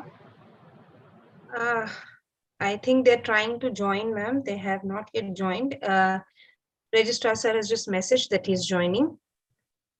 Sister, it is a polite, Sister Principal, it is a polite request to you. Kindly switch on your video, please, so that you are visible to us. Our registrar sir is also here. Sir has said he'll be joining, but he'll be visible only after 10 minutes. But he'll be joining. He'll be joining and he'll be watching it. But he'll be visible only after 10 minutes. So we can, meanwhile, start. Sister, we can see you. Good afternoon, sister. Good afternoon to all. Yeah, Thank you so much. Thank you so much for coming. Our registrar sir is also with us. Sir, if you could please unmute yourself and switch on your video. Yes. Good afternoon, sir. Good afternoon, madam. Good afternoon. Thank you for being with us, sir. Most welcome. My pleasure, madam. Thank you. We can start. We have permission from Vice Chancellor, sir. He says we can start our deliberations and he'll switch on his video in 5-10 minutes. So we can start. So we now move to the valedictory session of our UGC Stride Component 1 sponsored 6-day national online guest lecture series organized in collaboration with Nirmala College Ranchi, affiliated to Ranchi University, and Amity University, Jharkhand. A very warm welcome to Dr. Sister Jyoti Kispota, Principal, Nirmala College, our Vice Chancellor, Amity University, Jharkhand, Professor Dr. Raman Kumar Jha, sir, our Registrar, Amity University, Jharkhand, Mr. Prabhakar Tripathi, sir, Dean of Humanities, Ranchi University, PG Department of English, Head, Bonani Chatterj, ma'am, heads of the various departments of Nirmala College, Ranchi, Amity University, Jharkhand, and various other colleges and universities who have joined us from across the country. All the colleagues and faculty members from not only Nirmala College and Amity University, but also from, again, the various colleges and universities pan-India. All the participants, academicians, research scholars, and the students. A very warm welcome to all of you at the valedictory session of this 6-day guest lecture series. I would now request the Principal Investigator, UGC Stride Component 1, Jharkhand, Dr. Anjana Singh, Head, Department of History, Nirmala College, Ranchi, to present a report on this 6-day guest lecture series. Anjana ma'am, please. Thank you so much, Anthony. Respected Principal, Nirmala College, Dr. Sister Jyoti Kispota, Vice Chancellor, MIT University, Jharkhand, Professor Dr. Raman Kumar Jha, Director, MIT University, Jharkhand, Dr. A.K. Pandey, Sir in absentia, Registrar, Sir, Registrar Draupadi, Sir, of MIT University, Jharkhand, Dean and Speaker for the day, Dr. Bonani Chatterj, heads of the various departments of social sciences of Nirmala College and humanities of MIT University, Jharkhand, participants and students and friends. It is but a proud moment for a principal investigator to come to an end of a planned series or an event and be able to present a detailed report of the event to the audiences, organizers, and the hosts alike. This is but a moment we had been waiting on for a number of months. This 6-day online guest lecture series was planned earlier. But due to the second and severest wave of corona, which hit our research team really badly, we could not organize it a bit earlier. We have been organizing a series of events, and this is just one in the series, and we would be following with many more programs of similar kind in coming future too. Sorry for this delay for not coming in, but God willing and Corona forbidding us, we'll be able to pull in through more kind of such events. We tried to organize this as soon as the unlock situation was imposed in Jharkhand. And the event ran for 6 days from 5th July to 10th July 2021 with the title Tribal Culture, Language and Practices, an Ecofeminism Perspective. We had 187 registered participants, and every day the viewership in the live YouTube streaming was more than 300. The event had participants from Karnataka State Devi Women's University, Kashmir University, Aligarh Muslim University, Colleges of Beed, Chikodi, Institute of Advanced Studies, Chennai, Shivaji Nagar, Gadhi, Rani Chennamma University, Belagavi, Najran University, Central University of Karnataka, Kalaburgi, Dharwad, Rabindra Bharati University, Kolkata, Indian Institute of Technology, IIT Kharagpur, Jawaharlal Nehru University, Assam University, Colleges of Silchar, St. Xavier's College, Mahwadand, University of Delhi, Gaudbanga University, Malda, Kolhan University, Jharkhand, Sidhu Kano Murmu University, Jharkhand, Cochin University of Science and Technology, IIT Guwahati, Indira Gandhi National Tribal University, Amarkantak, Behrampur, HNB Garhwal University, Chandigarh University, Xavier's Institute of Social Sciences, Central University of Jharkhand, Indira Gandhi National Open University, Central University of South Bihar, Maulana Azad National Urdu University, Lucknow, Tilka Manjhi Bhagalpur University, Bhagalpur, Bihar, Don Bosco University, Assam, Sarla Birla University, Jharkhand, MIT University, Jharkhand, and our very own college and the Ranchi University participants. We had planned this series with 6 lectures. On the day 1, we had Dr. S.M. Yahya Ibrahim from Kolhan University, who spoke on the topic Ecofeminism, Theory, Celebration, and Resistance. On the day 2, we had Miss Nitisha Khalko from Delhi University, who spoke on Ecofeminism से भी पूर्व आदिवासी लोकगीतों में उपस्थित आदिवासी महिला व पर्यावरण का अंतः संबंध. On day 3 from SKMU, we had Dr. Amita Kumari, who spoke on Towards an Ecofeminist Understanding of Santals. On day 4, from Gosner College of Ranchi University, we had Dr. Eva Margaret Hanstak, who who spoke on reflections of ecofeminism in writings by tribal women of Jharkhand. Fifth day was Dr. Rukhayar Muhammad Kunhi from Kerala, Kasargod. She spoke on the topic mapping ecofeminist concerns in two movies, Sherini and Cheluvi. And on the sixth day, that is this day, we had right now our speaker, Dr. Bonani Chatterj, who's the Dean of Humanities of PG departments of Ranchi University. And she spoke on the topic ecofeminism, language, and ecofeminist reading of Mahasveta Devi's Draupadi.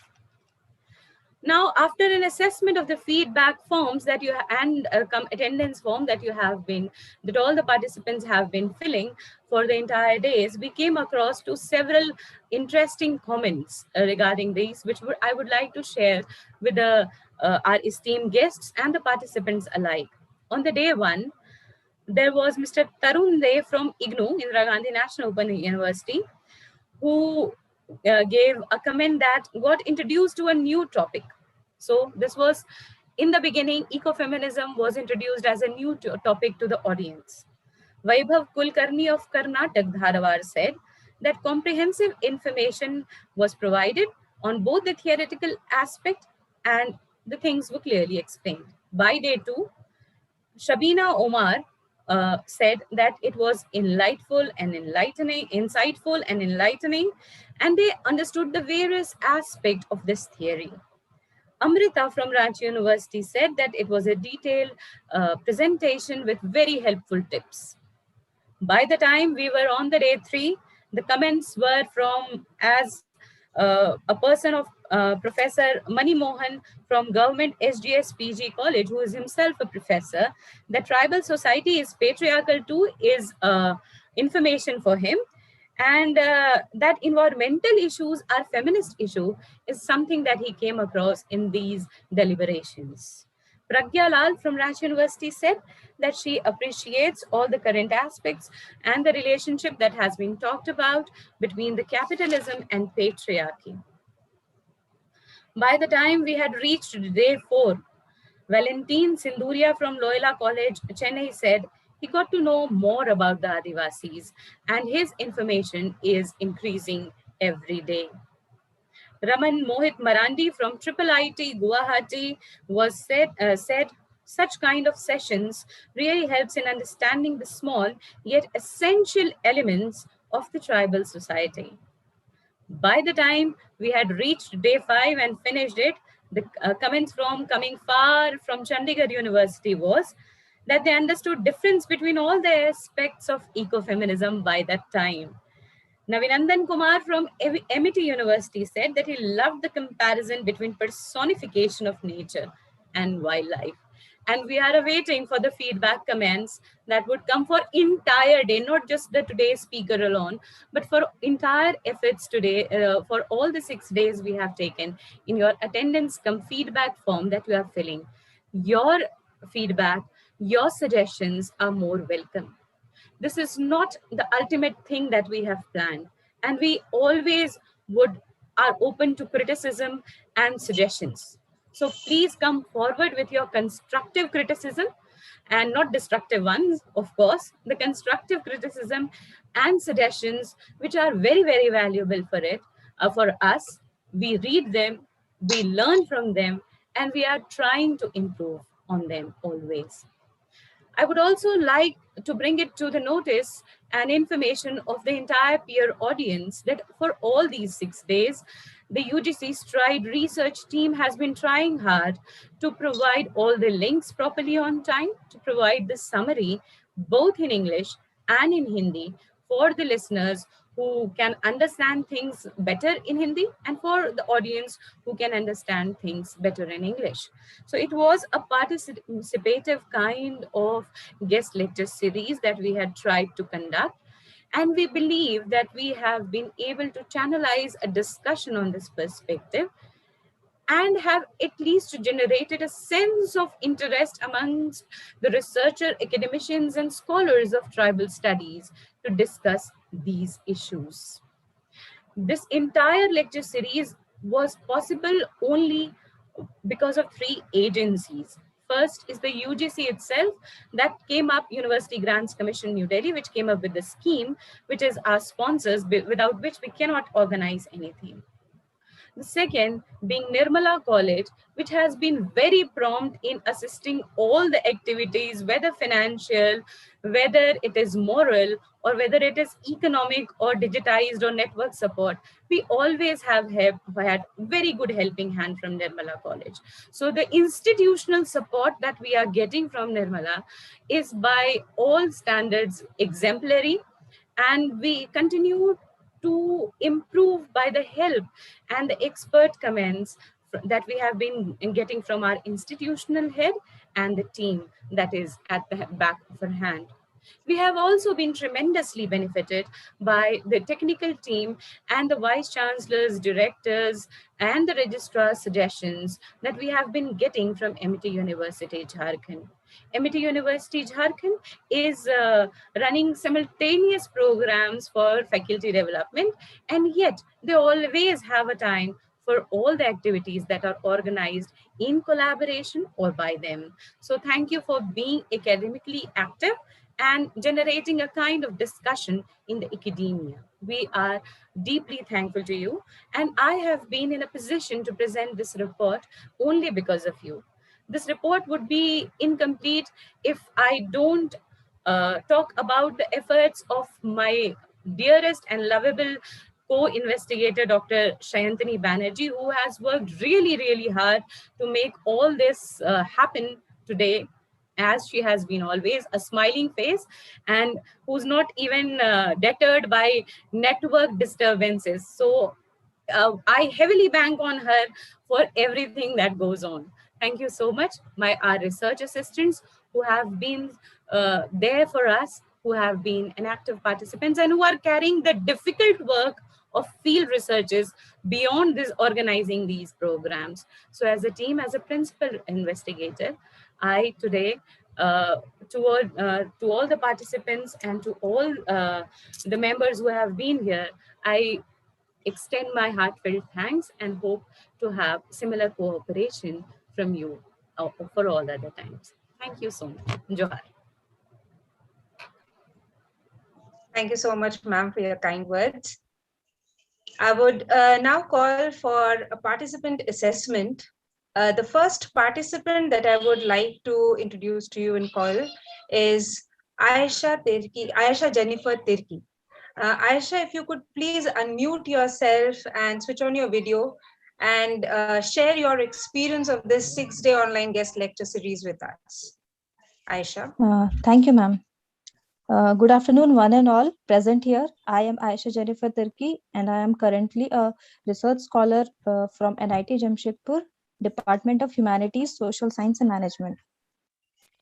I would like to thank UGC Stride and the investigators who, along with collaboration of Nirmala College and MIT University, managed to conduct a successful 6-day lecture seminar series on tribal culture, language and practices, and ecofeminism perspective. Through the lecture series, scholars, academicians, faculty members, students, and research scholars have benefited and will benefit greatly in future. It was a balanced amalgamation of theory and literature, tracing the evolution of ecofeminism from its origin in the Western philosophy to its Indianization and bringing tribal ecofeminism in the platform. The negative impact of exploitation of nature, the struggles of tribal women, and their relationship with nature, society, and men was also illustrated through analysis of folk songs, poems, and visual media. The lecture brought into forefront the marginalized discipline of tribal studies and tribal languages. It helps establish a connect between various disciplines like literature, culture, history, sociology, and paved way towards intersectionality in tribal studies. Lastly, the organization team have been very helpful and efficient. They were active and very quick to respond and handle situation with great patience. We were provided the summary of the lecture series by the end of the day, both in English and Hindi, for the convenience of us participants. To conclude my speech, I would like to say that the lecture was very well managed and it was very informative. We look forward to the coming sessions, and thank you. Thank you so much, Aisha. We are very happy to hear that it benefited you, and it encourages us to organize such events which could benefit research scholars like you. Thank you so much, Aisha. Our next assessment is by Mr. Valentin Sinduria.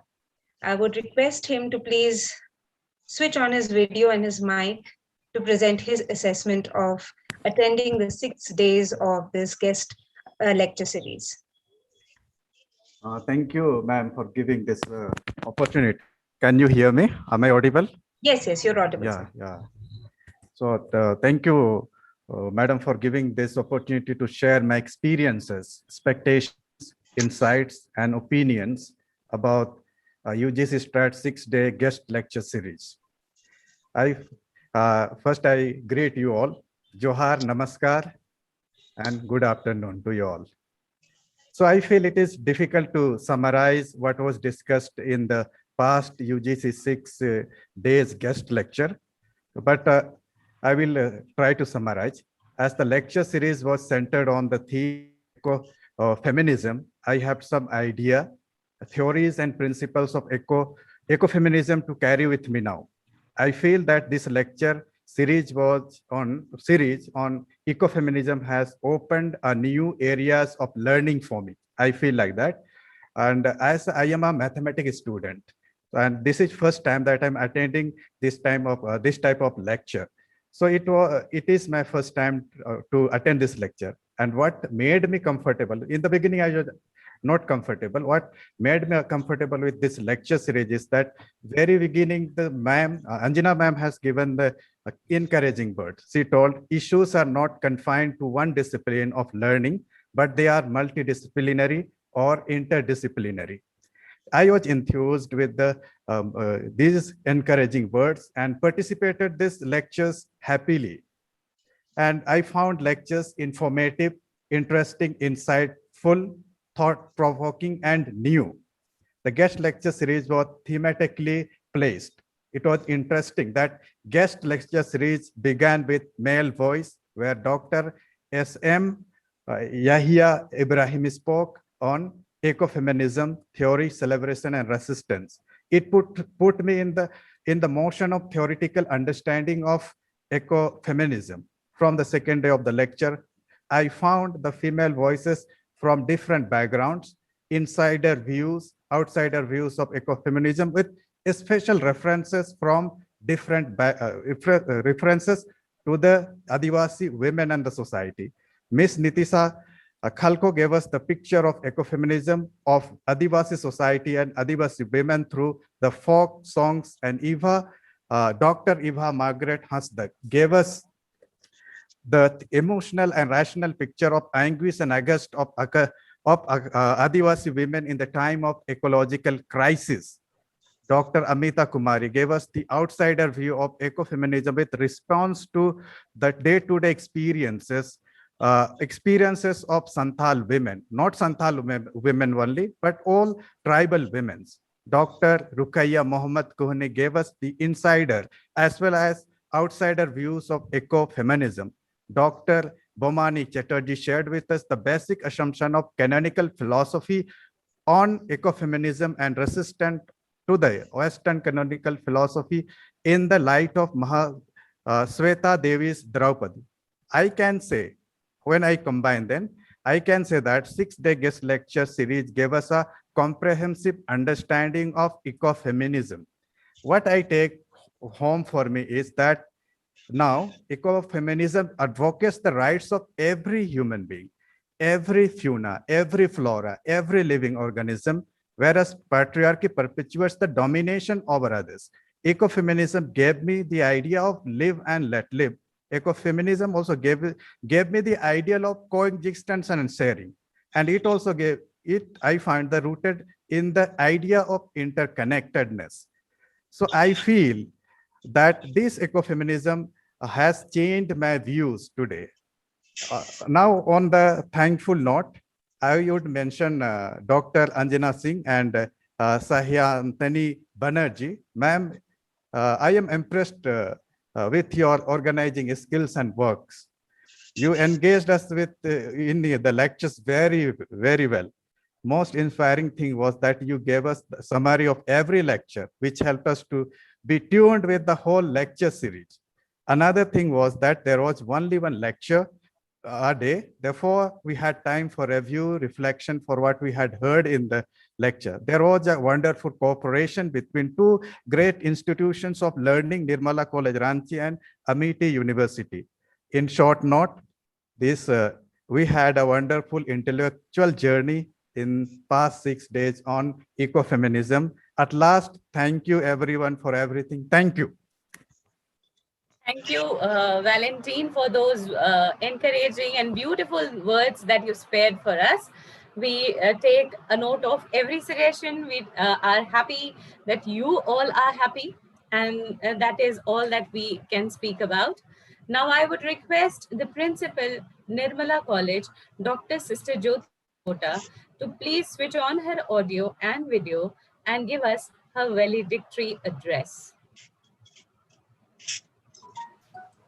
Sister Jyoti, please. Sister, please switch on your audio. Thank you, Dr. Anjana.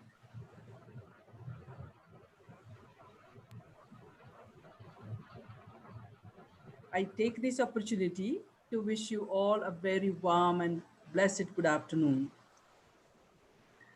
Sister, can you increase your sound? There is a bit, we are able to hear you less. Okay. Now? Yes, it has improved. Okay. So wish you all a very warm and blessed good afternoon. Honorable Vice Chancellor Professor Raman Kumar Jha, Amity University, Jharkhand. Respected Vice Principal, Sister Shobha. Director, Dr. Ajit Kumar Pandey. Registrar, Prabhakar Tripathi, Amity University, Ranchi, Jharkhand. Resource person of the day, Dr. Bonani Chatterj, and also she's the Dean of Humanities, Ranchi University, Ranchi.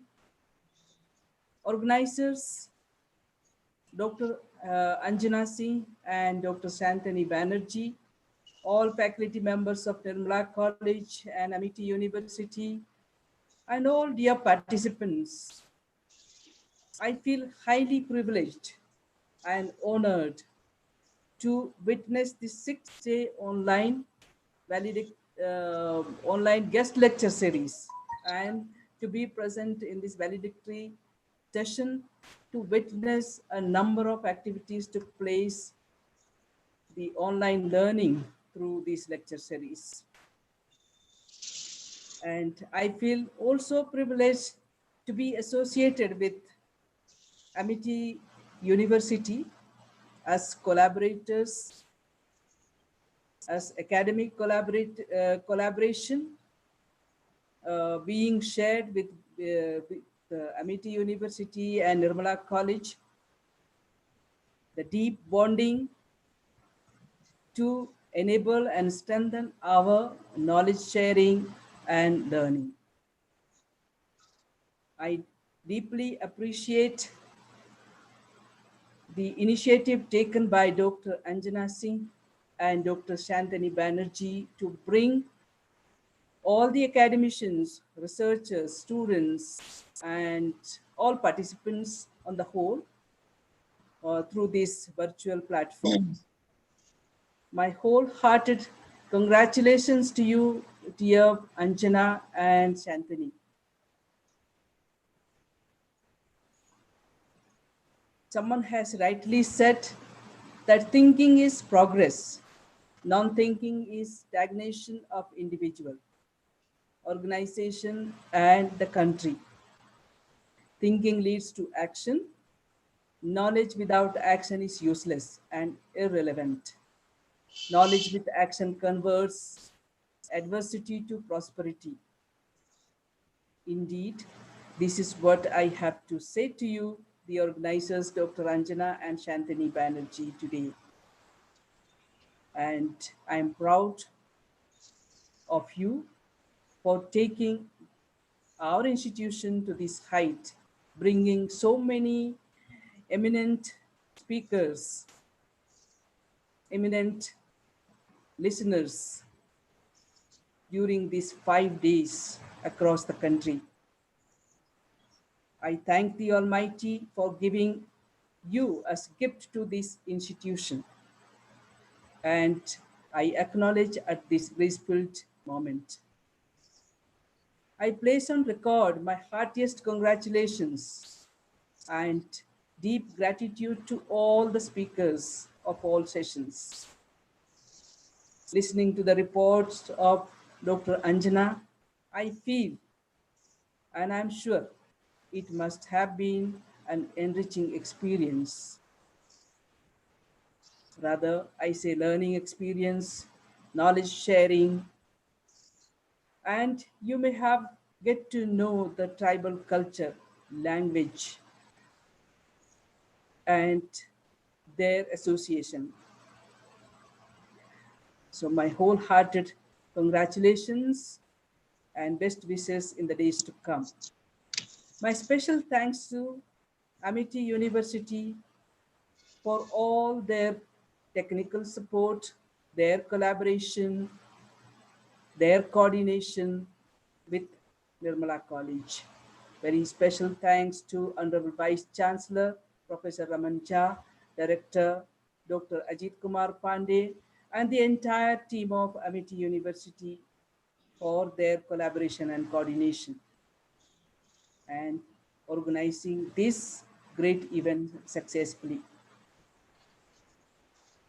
Certainly, it is my proud privilege to have Dr. Anjana and congratulate her, the principal investigator, and her co-investigator, Dr. Santani Banerjee, who are the lead researchers of the UGC approved STRIDE scheme to strengthen research project in the college and university under component 1.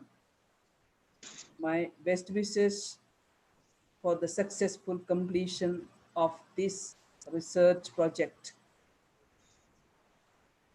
We gratefully acknowledge UGC for granting a STRIDE scheme to our college as single recipient of Jharkhand. And big thanks to all the participants. Congratulations and all the best wishes. God's blessings. May God bless us all. Thank you. Thank you so much, sister. That was so kind of you that you acknowledge our efforts and you are always appreciative and supportive of whatever we do, singly or in collaborations. It is because of you that we keep on doing events like this. Thank you so much for sharing your kind thoughts with us. Vice Chancellor, sir, has Shandri Vice Chancellor, sir, switched on his video? Yes, yes. He has switched on his video.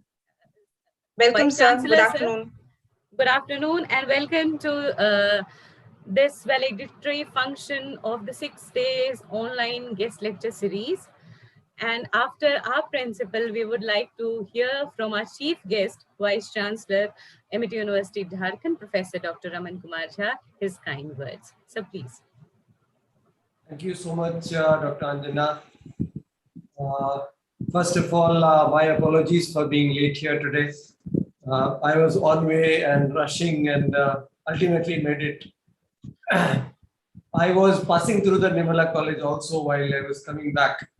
So I was in the MTI Institute there. So sorry for that first. And let me again, before I begin, congratulating both of you whose smiles are very infectious, people say. And you are becoming, I would say, savior of the whole tribe of Raji. And UGC is possibly expecting a constructive outcome out of the research that you people are doing. Support of mine is always committed. And I thank Dr. Jyoti Kispota, Madam, for her undaunted support. And there is something hidden in her which comes out when she speaks. Otherwise, she's most of the time receptive of the things going on around. And that speaks volumes of the content that she has within. And I am really thankful that this collaboration is taking a good shape, and it is possibly going to change some part of the scenario of tribal existence. The research on tribal, or the research methodologies on tribal research and its evolution, I'm not really aware of how much has been done.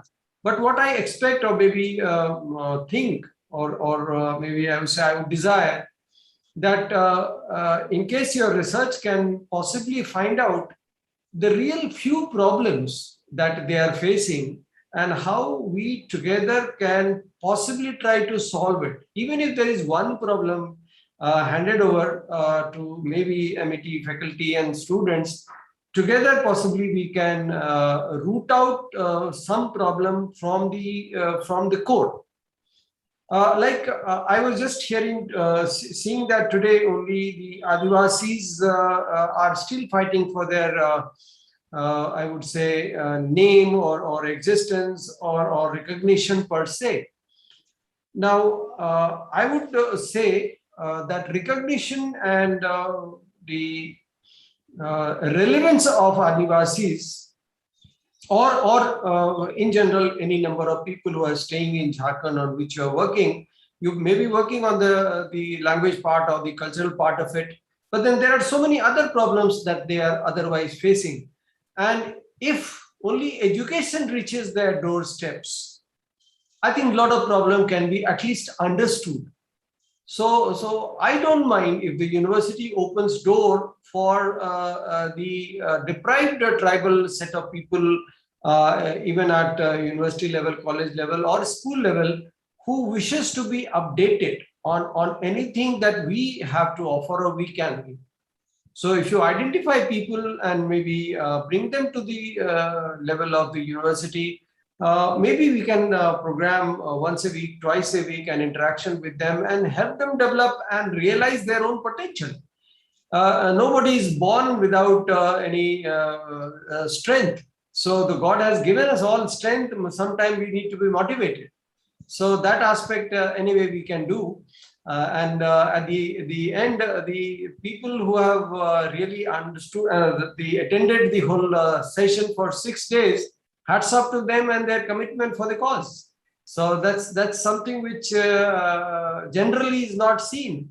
Otherwise, it becomes a dry subject, like UGC Stride project is going on. All right, fine, they will do some study and then publish some paper and finish. No, let's go a step further. If we can add value to their lives, can we? Yes, we can. Why not? And being in Jharkhand, if we make that move also, initiate also, and then gather 100 set of people, 100 people, maybe in all age groups or different age groups, and then we take a time of 2 years, 3 years time to develop them, to let them understand their own problems.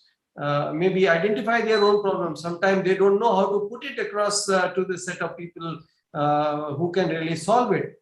So reaching out to them as a university, as a college, to help them establish their own lives would be a good step to take that forward. And UGC will also be happy that they had given the project to the right kind of people.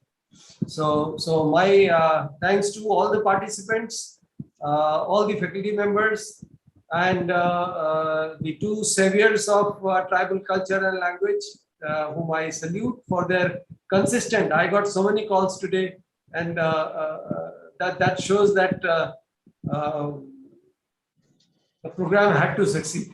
So that's where it is, and it is almost coming to the end, and it has really done what it was intended for. My best wishes once again. Keep doing this. Anything and everything can be always sought after from us, which is possible. Thank you once again.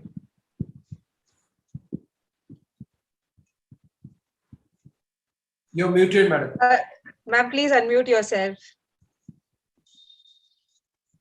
Thank you, Professor Raman Kumar Jha, Vice Chancellor, MIT University Jharkhand, for that wonderful suggestion. I and Shayantani were discussing the other night that now that we have done a webinar and then we have done a methodology, tribal research methodology workshop, and this is a lecture series, What Next? Now you gave me a wonderful idea to go about my next event, and that would be, as the suggestion goes, I took my clues, and the next time we will call the activist workers and the tribes who are primitive tribes from the ground, ask them about their language, we'll expose them to the wider audience, allow them to talk about themselves, their needs. If the need is identification problem, we'll talk about that. If there is something economic, we as educational institutions can be of help of. We can initiate that kind of project. So yes, sir, within 2-3 months, you'll see us back and kicking with another round of invigorating talks, and right from the grassroots, we are charged with your suggestion. Thank you so much for extending that. From my side, you gave me an idea. वो क्या ना दिमाग की बत्ती जला दी.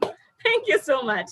And with this, I invite our respected guest of honor, the Registrar of MIT University Jharkhand, Professor Dr. Prabhakar Tripathi, for his kind words. So please. Thank you, madam.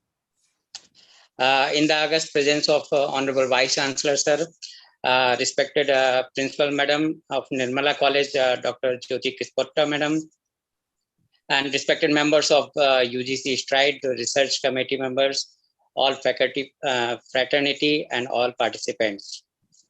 Dr. Anjana Madam, you rightly said that BC sir ne dimag ki batti jala di, because he, along with all other, are the torch bearer. And those who can give the light to others, that is certainly a wonderful thing. The event of this closure ceremony is certainly is end of this 6-day program, but not an end of all time, which you are planning for future. Certainly, what I was out of my inquisitiveness going through that term, which is very catchphrase, that ecofeminism is there. Though this word has already been coined by Francois de Bonani, but the matter of appreciation is that he must have contemplated 45 years ago that this ecological treasure, this ecological all can be not only controlled, can be harnessed by tribal women, and who are marginalized group, in fact, because they don't have that much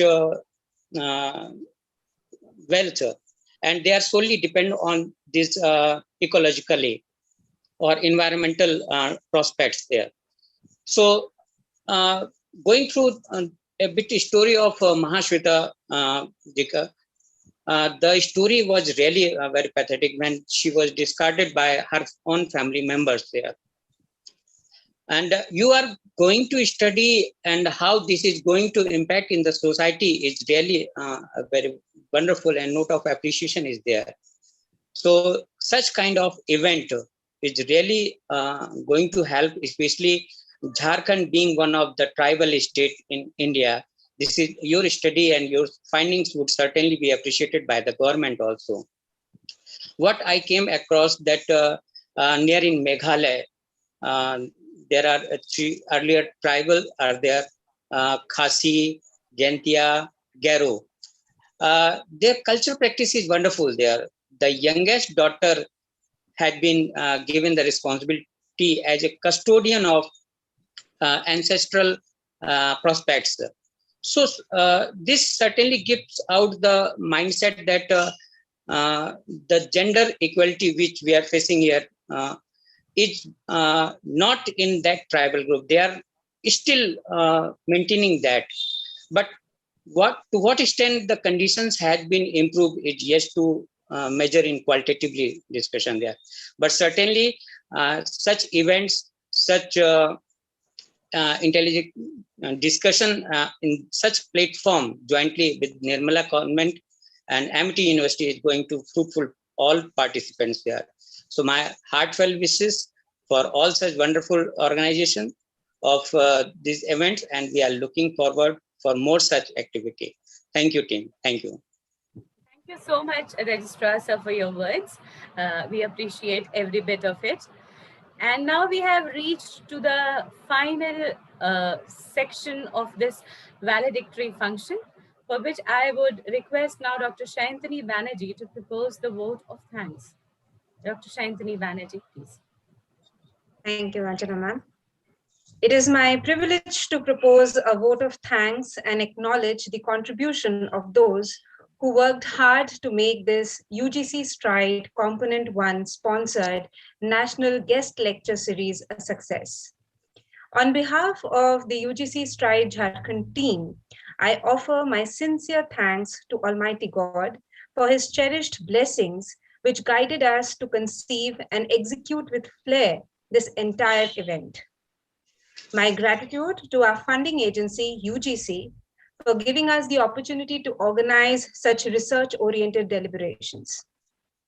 I express my profound gratitude to the pillars behind all our research-oriented endeavors, the Principal Nirmala College, Ranchi, Dr. Sister Jyoti Kispota, and the Vice Chancellor, Amity University, Jharkhand, Professor Dr. Raman Kumar Jha sir.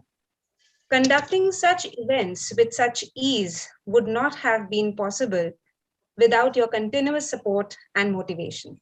Thank you so much, Sister and Sir, for reposing your confidence in us.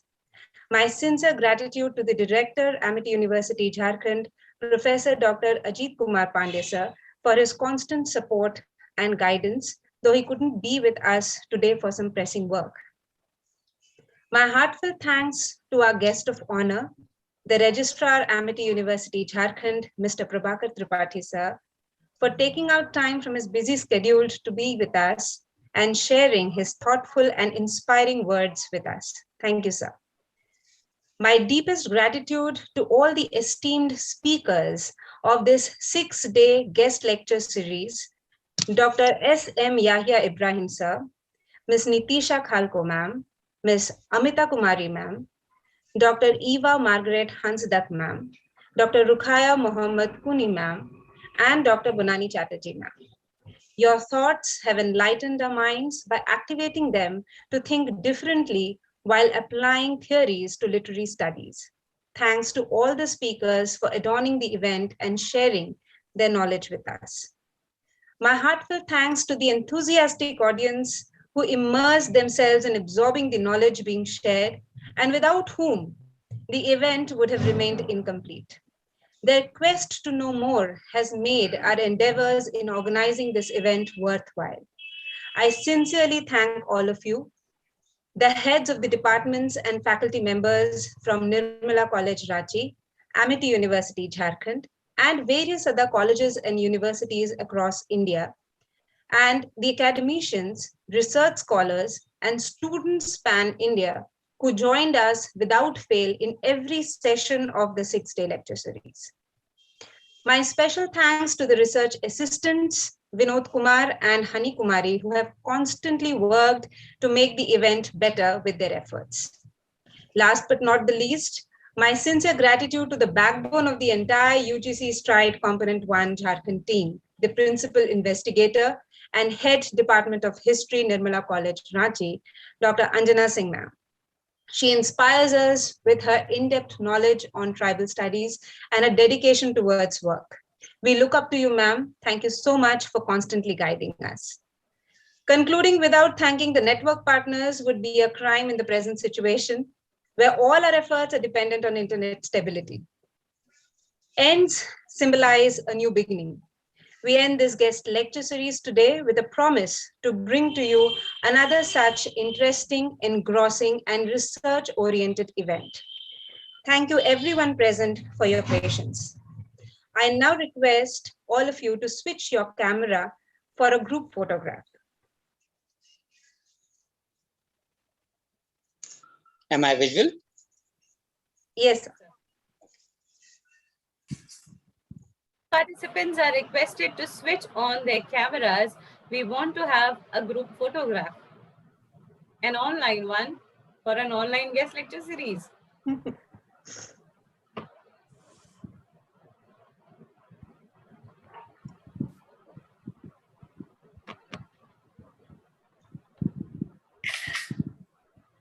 Mahendra Besara, we cannot see you. If you could just switch on some light.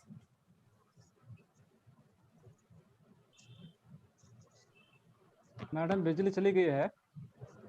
Okay. Okay. Thank you so much for this group photograph, which we will cherish for a long time to come. Memories. Yes.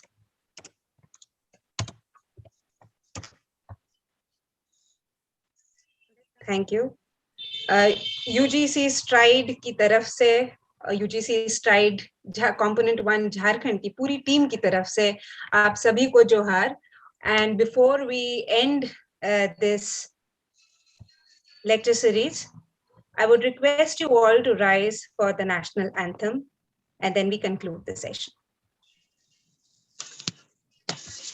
Jana Gana मन अधिनायक जय हे भारत भाग्य विधाता.